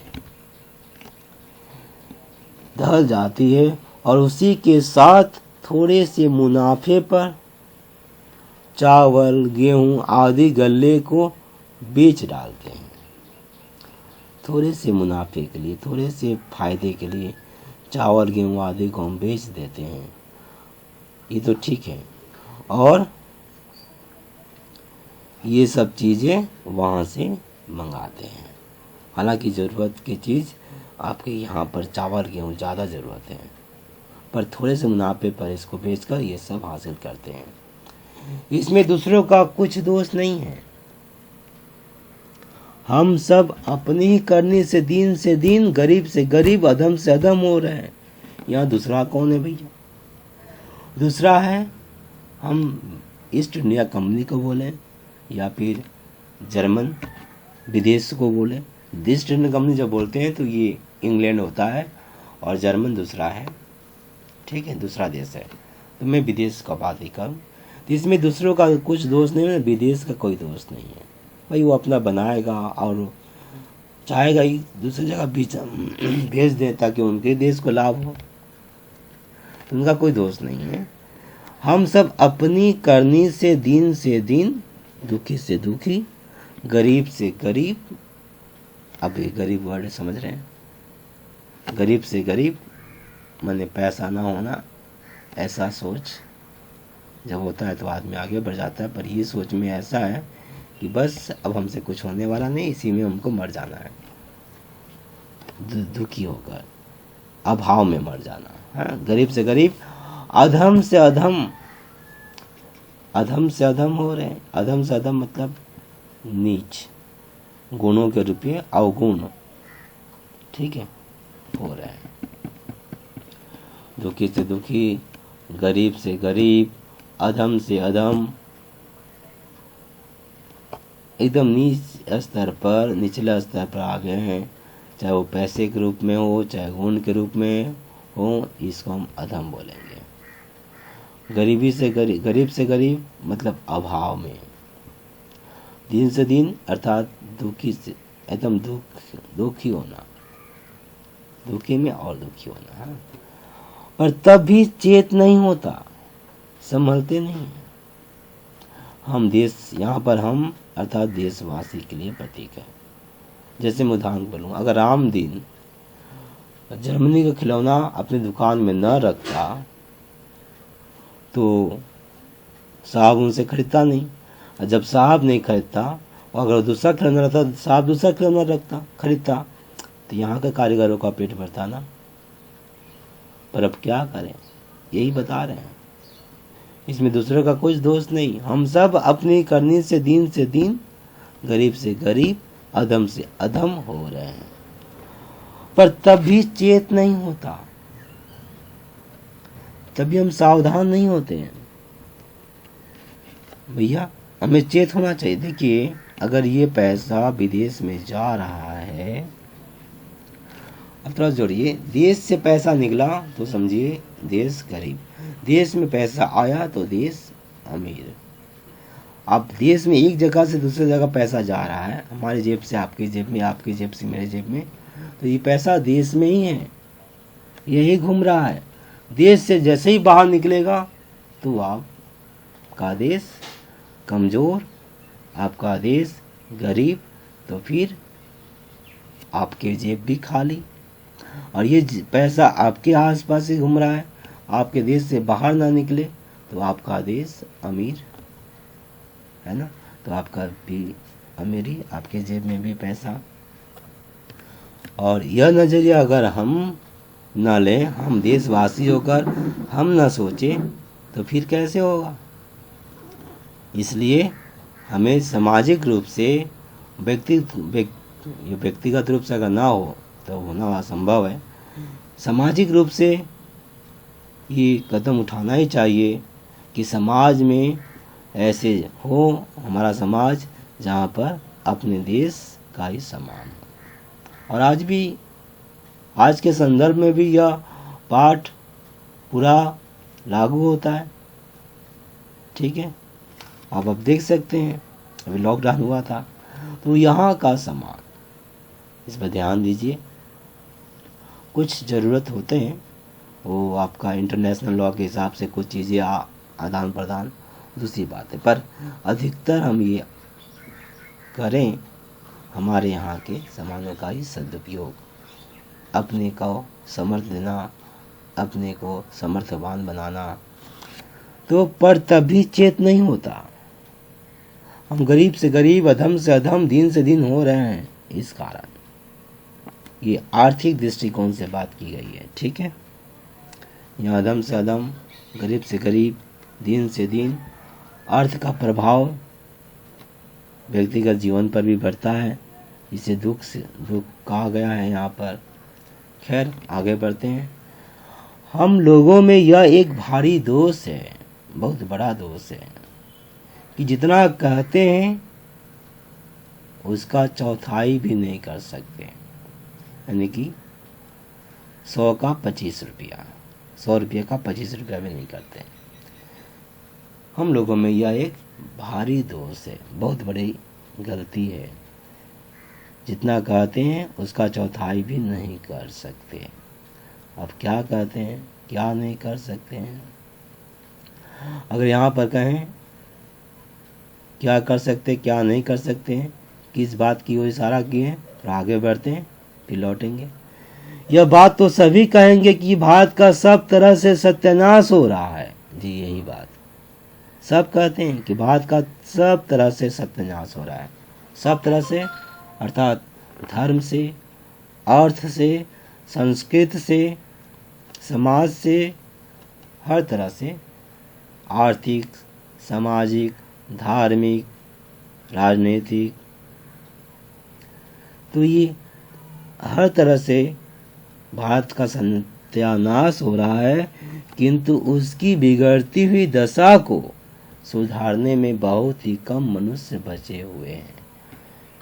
यहाँ पर कोई प्रतिस्पर्धा नहीं है मित्रों, कोई प्रतिस्पर्धा करने वाले बहुत कम लोग हैं आपसे। अगर आप इस नज़रिया से आगे बढ़ोगे तो मुझे उम्मीद है, उम्मीद ही क्या, इसमें कोई प्रतिस्पर्धा ही नहीं है। आप राष्ट्र स्तर पर एक बहुत बड़े उद्योगपति बन सकते हैं। ध्यान दें, यह बात तो सभी कहेंगे कि भारत का सब तरह से सत्यानाश हो रहा है। जितना कहते हैं ये बात कहते हैं, किंतु उसकी बिगड़ती दशा को सुधारने में बहुत ही कम मनुष्य बचे हैं। मतलब उसका चौथाई भी नहीं करते हैं, और चौथाई करने वाले बहुत ही कम लोग हैं, गिने गिने जिन्हें उंगलियों पर गिन सकते हैं। ऐसा कहना है।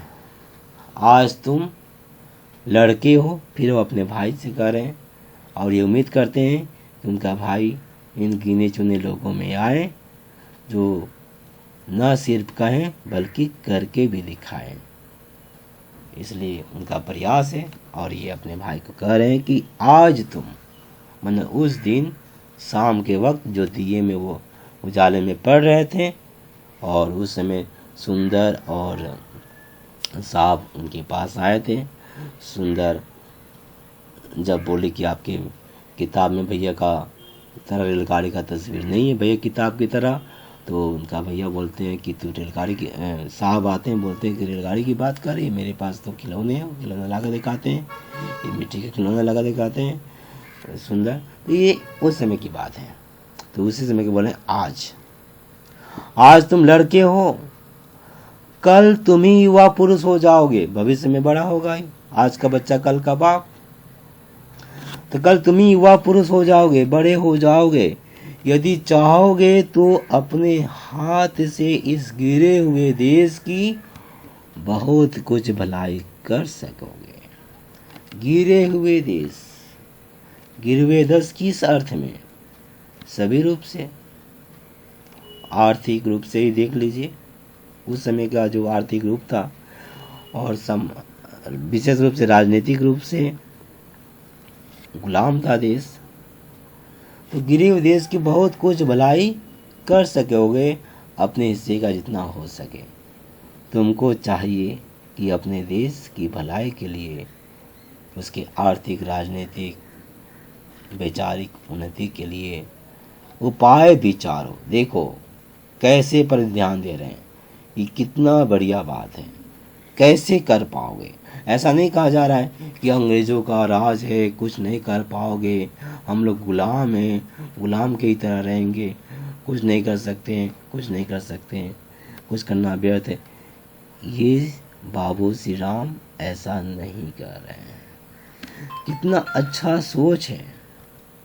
यही सोच कि तुम्हें दुआई दे रहा हूँ, मैं इसे बेशर्त स्वीकार कर रहा हूँ। और ऐसा ही बच्चों में संस्कार डालना चाहिए। तुमको चाहिए कि अपने देश की भलाई के लिए उपाय विचारो, सोचो कैसे हो सकता है देश का भला। सीखो अगर जरूरत पड़ेगा, बिना सीखे हमें जो उपाय आएगा फिर हम उसे सीखें कि कैसे होगा। सीखने का अंत नहीं, सिर्फ पाठशाला में ही नहीं सिखाया होता, जीवन का सीख।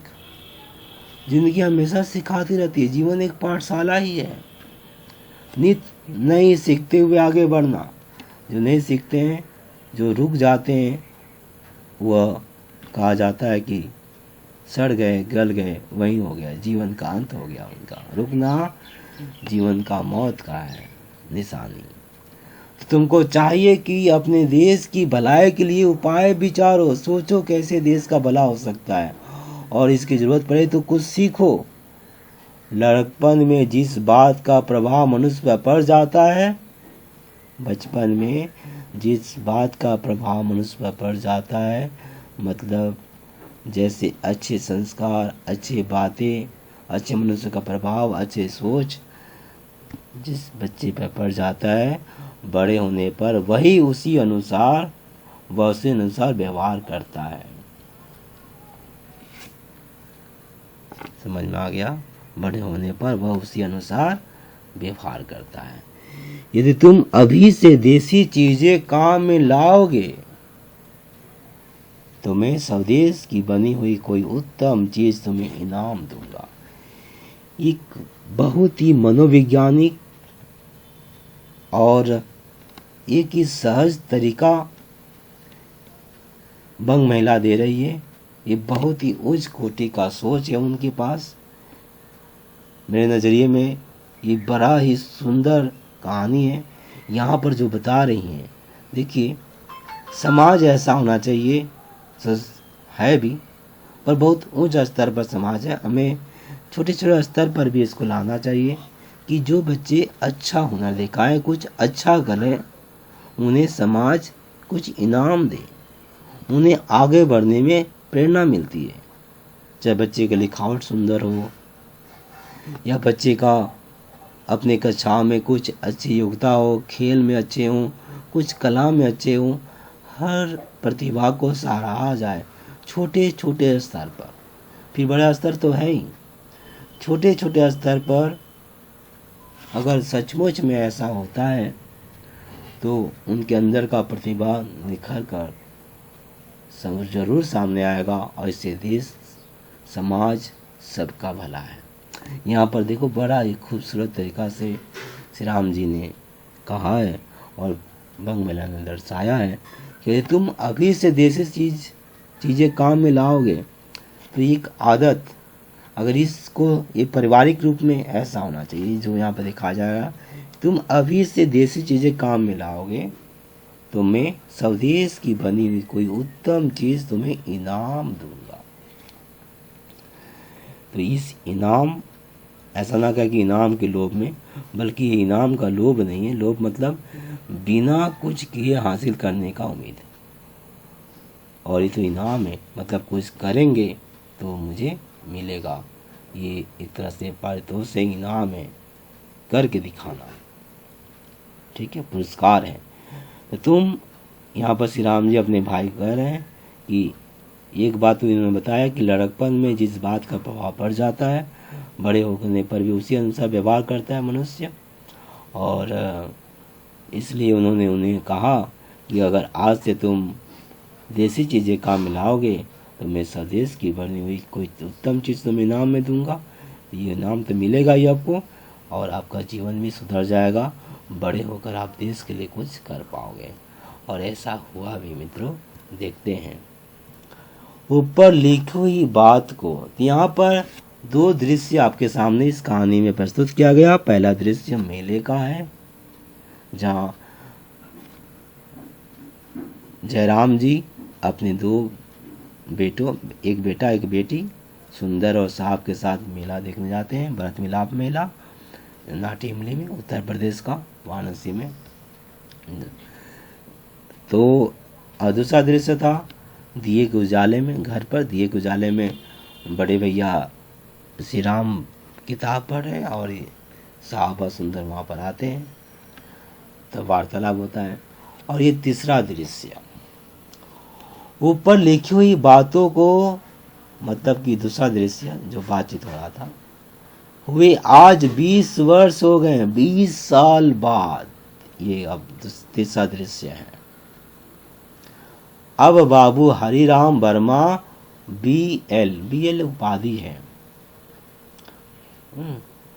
BL उपाधि है आपका कानून का। यहाँ पर हम बैचलर ऑफ लॉ बोल सकते हैं, लॉ कानून में बैचलर, जो आपका ग्रेजुएशन 12 के बाद 12+3 में होता है, ठीक है। अब बाबू हरिराम वर्मा BL, ये BL हो गए, इनका पूरा नाम बाबू वर्मा हरिराम वर्मा है, BL हो गए। जैसे कि हमने कहा 12 के बाद 3 साल और पढ़ने पर आपका ये होता है। ग्रेजुएशन के बाद भी हम कर सकते हैं आपका BL का, और 12 के बाद भी है कहीं कहीं। वकील हैं तो अब बाबू हरिराम वर्मा BL अर्थात वकील हैं, शहर के एक नामी वकीलों में से हैं। शहर में जो नामी वकील हैं उनमें से इनका भी एक नाम है। यद्यपि एक और बात है, शहर में कई एक अच्छे पुराने वकील हैं, किंतु देश की भलाई के सब कामों में अगुआ अर्थात नेता, एक अगुआ होता है, शादी ब्याह करवाते हैं, बंगला में कटक बोलते हैं, तो ये अगुआ यहाँ पर उस अर्थ में नहीं है, यहाँ पर नेता के रूप में, आगे बढ़ने के रूप में, दिशा दिखाने वाले सबको। देश की भलाई के सब कामों में अगुआ के हेतु हरिराम सबसे ऊपर हो रहे हैं, नित ऊपर जा रहे हैं, नेता के रूप में, देश के नया दिशा दिखाने वाले के रूप में। नेता अर्थात जैसे सुभाष चंद्र बोस। आगे, हरिराम ने निज व्यय से, अपने खर्च से, अपनी कमाई से मातृ भंडार नामक एक बहुत बड़ी दुकान खुलवाई है। ये दुकान क्या है, किसमें क्या बिकता है, आगे बोल रहे हैं, जिसमें हर मनुष्य के काम लायक सब स्वदेशी बनी चीजें मिलती हैं। देखें बचपन का प्रभाव, बचपन का सीख। बाबू श्री राम उनके बड़े भैया अपने छोटे भाई का इस भांति स्वदेश प्रेम और अपने उपदेश का, उन्होंने जो उपदेश दिया था उस दिन दिए की रोशनी में, प्रभाव देखकर, ये प्रभाव जो बड़े होकर देश की सेवा कर रहे हैं, मातृ भंडार नामक एक बहुत बड़ी दुकान खुलवाई स्वदेशी सामानों का, यह देखकर बहुत ही सुखी होते हैं। अच्छी चीज़ें देखकर ना अच्छा लगता है। जब आपके कारण मैं बताऊं, एक बुजुर्ग थे, लगभग 90 के आसपास के होंगे, और पेड़ लगा रहे थे आम का। पड़ोसी ने कहा कि दादा ये पेड़ क्यों लगा रहे हैं आम का, आपका तो जीवन का कोई ठीक नहीं है, आप तो बस जैसे कि चलने ही वाले हैं। पर उसने कह दिया, हालांकि ऐसा नहीं करना चाहिए था। तो उस बुजुर्ग ने कहा, दादा ने कहा कि, हालांकि बड़े नहीं, छोटा थे इसलिए कह दिए थे, बच्चे क्या साफ साफ बोल देते हैं। तो उन्होंने कहा, बेटा मैं तो नहीं रहूँगा पर तू तो खा पाएगा ना, तुम लोगों के लिए। तो ये अच्छी चीज़ें जब देखते हैं ना तो अच्छा लगता है, सुखी होता है। तो एक सुख का एहसास होता है कि दूसरों के लिए कुछ करना। परहित सरिस धर्म नहीं भाई, है ना। तो बाबू श्री राम अपने छोटे भाई का इस भांति स्वदेश प्रेम और अपने उपदेश का प्रभाव देखकर बहुत ही सुखी होते हैं। अब रहा ये तो 20 साल बाद साहब का बाबू हरिराम वर्मा BL में परिवर्तन। अब सुंदर का देखते हैं, जो उस समय थी 7-8 वर्ष में, 7-8 वर्ष की थी ना, मेले में जब गई थी। तो सुंदर देवी भी 11 वर्ष की अवस्था में, यहाँ पर बाल विवाह उस समय था। आप देख रहे हैं कि जिस वर्ष में उनके भैया के साथ वो मेला देखने गई थी, उनके भैया जिस वर्ष के थे 11 वर्ष के, मतलब कि 3 साल बाद ही उनका शादी हो जाता है। देख रहे हैं ना। सुंदर देवी भी 11 वर्ष की अवस्था में एक जमींदार की पतोहू हो गई है। मतलब इनके जो ससुर हैं वो जमींदार थे, उसके पति भी एक देश हितैषी सज्जन है। सज्जन अर्थात अच्छे गुणों का से संपन्न, देश हितैषी, देश हित में सोचने वाले, देश का भला सोचने वाले। अब सुंदर देवी अपने घर की मालकिन हुई है। उस समय तो पतोही थी और आज मालकिन है। इसके संदर्भ में भी कुछ हम आगे बढ़े। बेटिया जब हम जाते हैं शादी के बाद तो दूसरे घर में, पराए घर में, अपने पति के घर में, तो सहज देखिए ये जो मेरा है ना, हम सहज ही किसी को अपना नहीं कहते हैं, पर एक बार जब अपना कह देते हैं ना फिर पराया नहीं कर पाते। तो जब पहली बार जाती हैं तो पति तो स्वीकार करते हैं, 7 फेरा लेकर गए हैं। सास भी लगभग, सास में, ननद में और दूसरे में थोड़ा सा स्वीकार करने में टाइम लगता है, झगड़े होते रहते हैं, पर सहज ही स्वीकार कर लेते हैं तो उनका अपना हो जाता है। ये सब इस दरमियान अगर तलाक हो जाए या छोड़कर आ जाती हैं तो ऐसा नहीं होता। मैं ये नहीं कह रहा हूँ कि अत्याचार हो रहा है, सहन करना, वैसा कुछ नहीं, पर मौखिक रूप से या कुछ ऐसे अपने अपने व्यवहार के हिसाब से नासमझी भरी उनके साथ अगर व्यवहार किया जा रहा है तो सहन करें। अगर धैर्य के साथ जो सहन करते हैं तो ऐसा कहा जाता है कि जो सहता है उसका घर बसता है। आज की वो पतोह है तो कल वो घर की मालकिन होगी। जैसे हमारे मम्मी पापा का साथ देखिए, कभी न कभी वो तो पतोह थी, आज मालकिन है। तो और अगर दादी हो जाती तो मालकिन का भी मालकिन। यहाँ देख रहे हैं, यही यहाँ पर दिखाया गया है कि अब सुंदर देई अपने घर की मालकिन हुई है।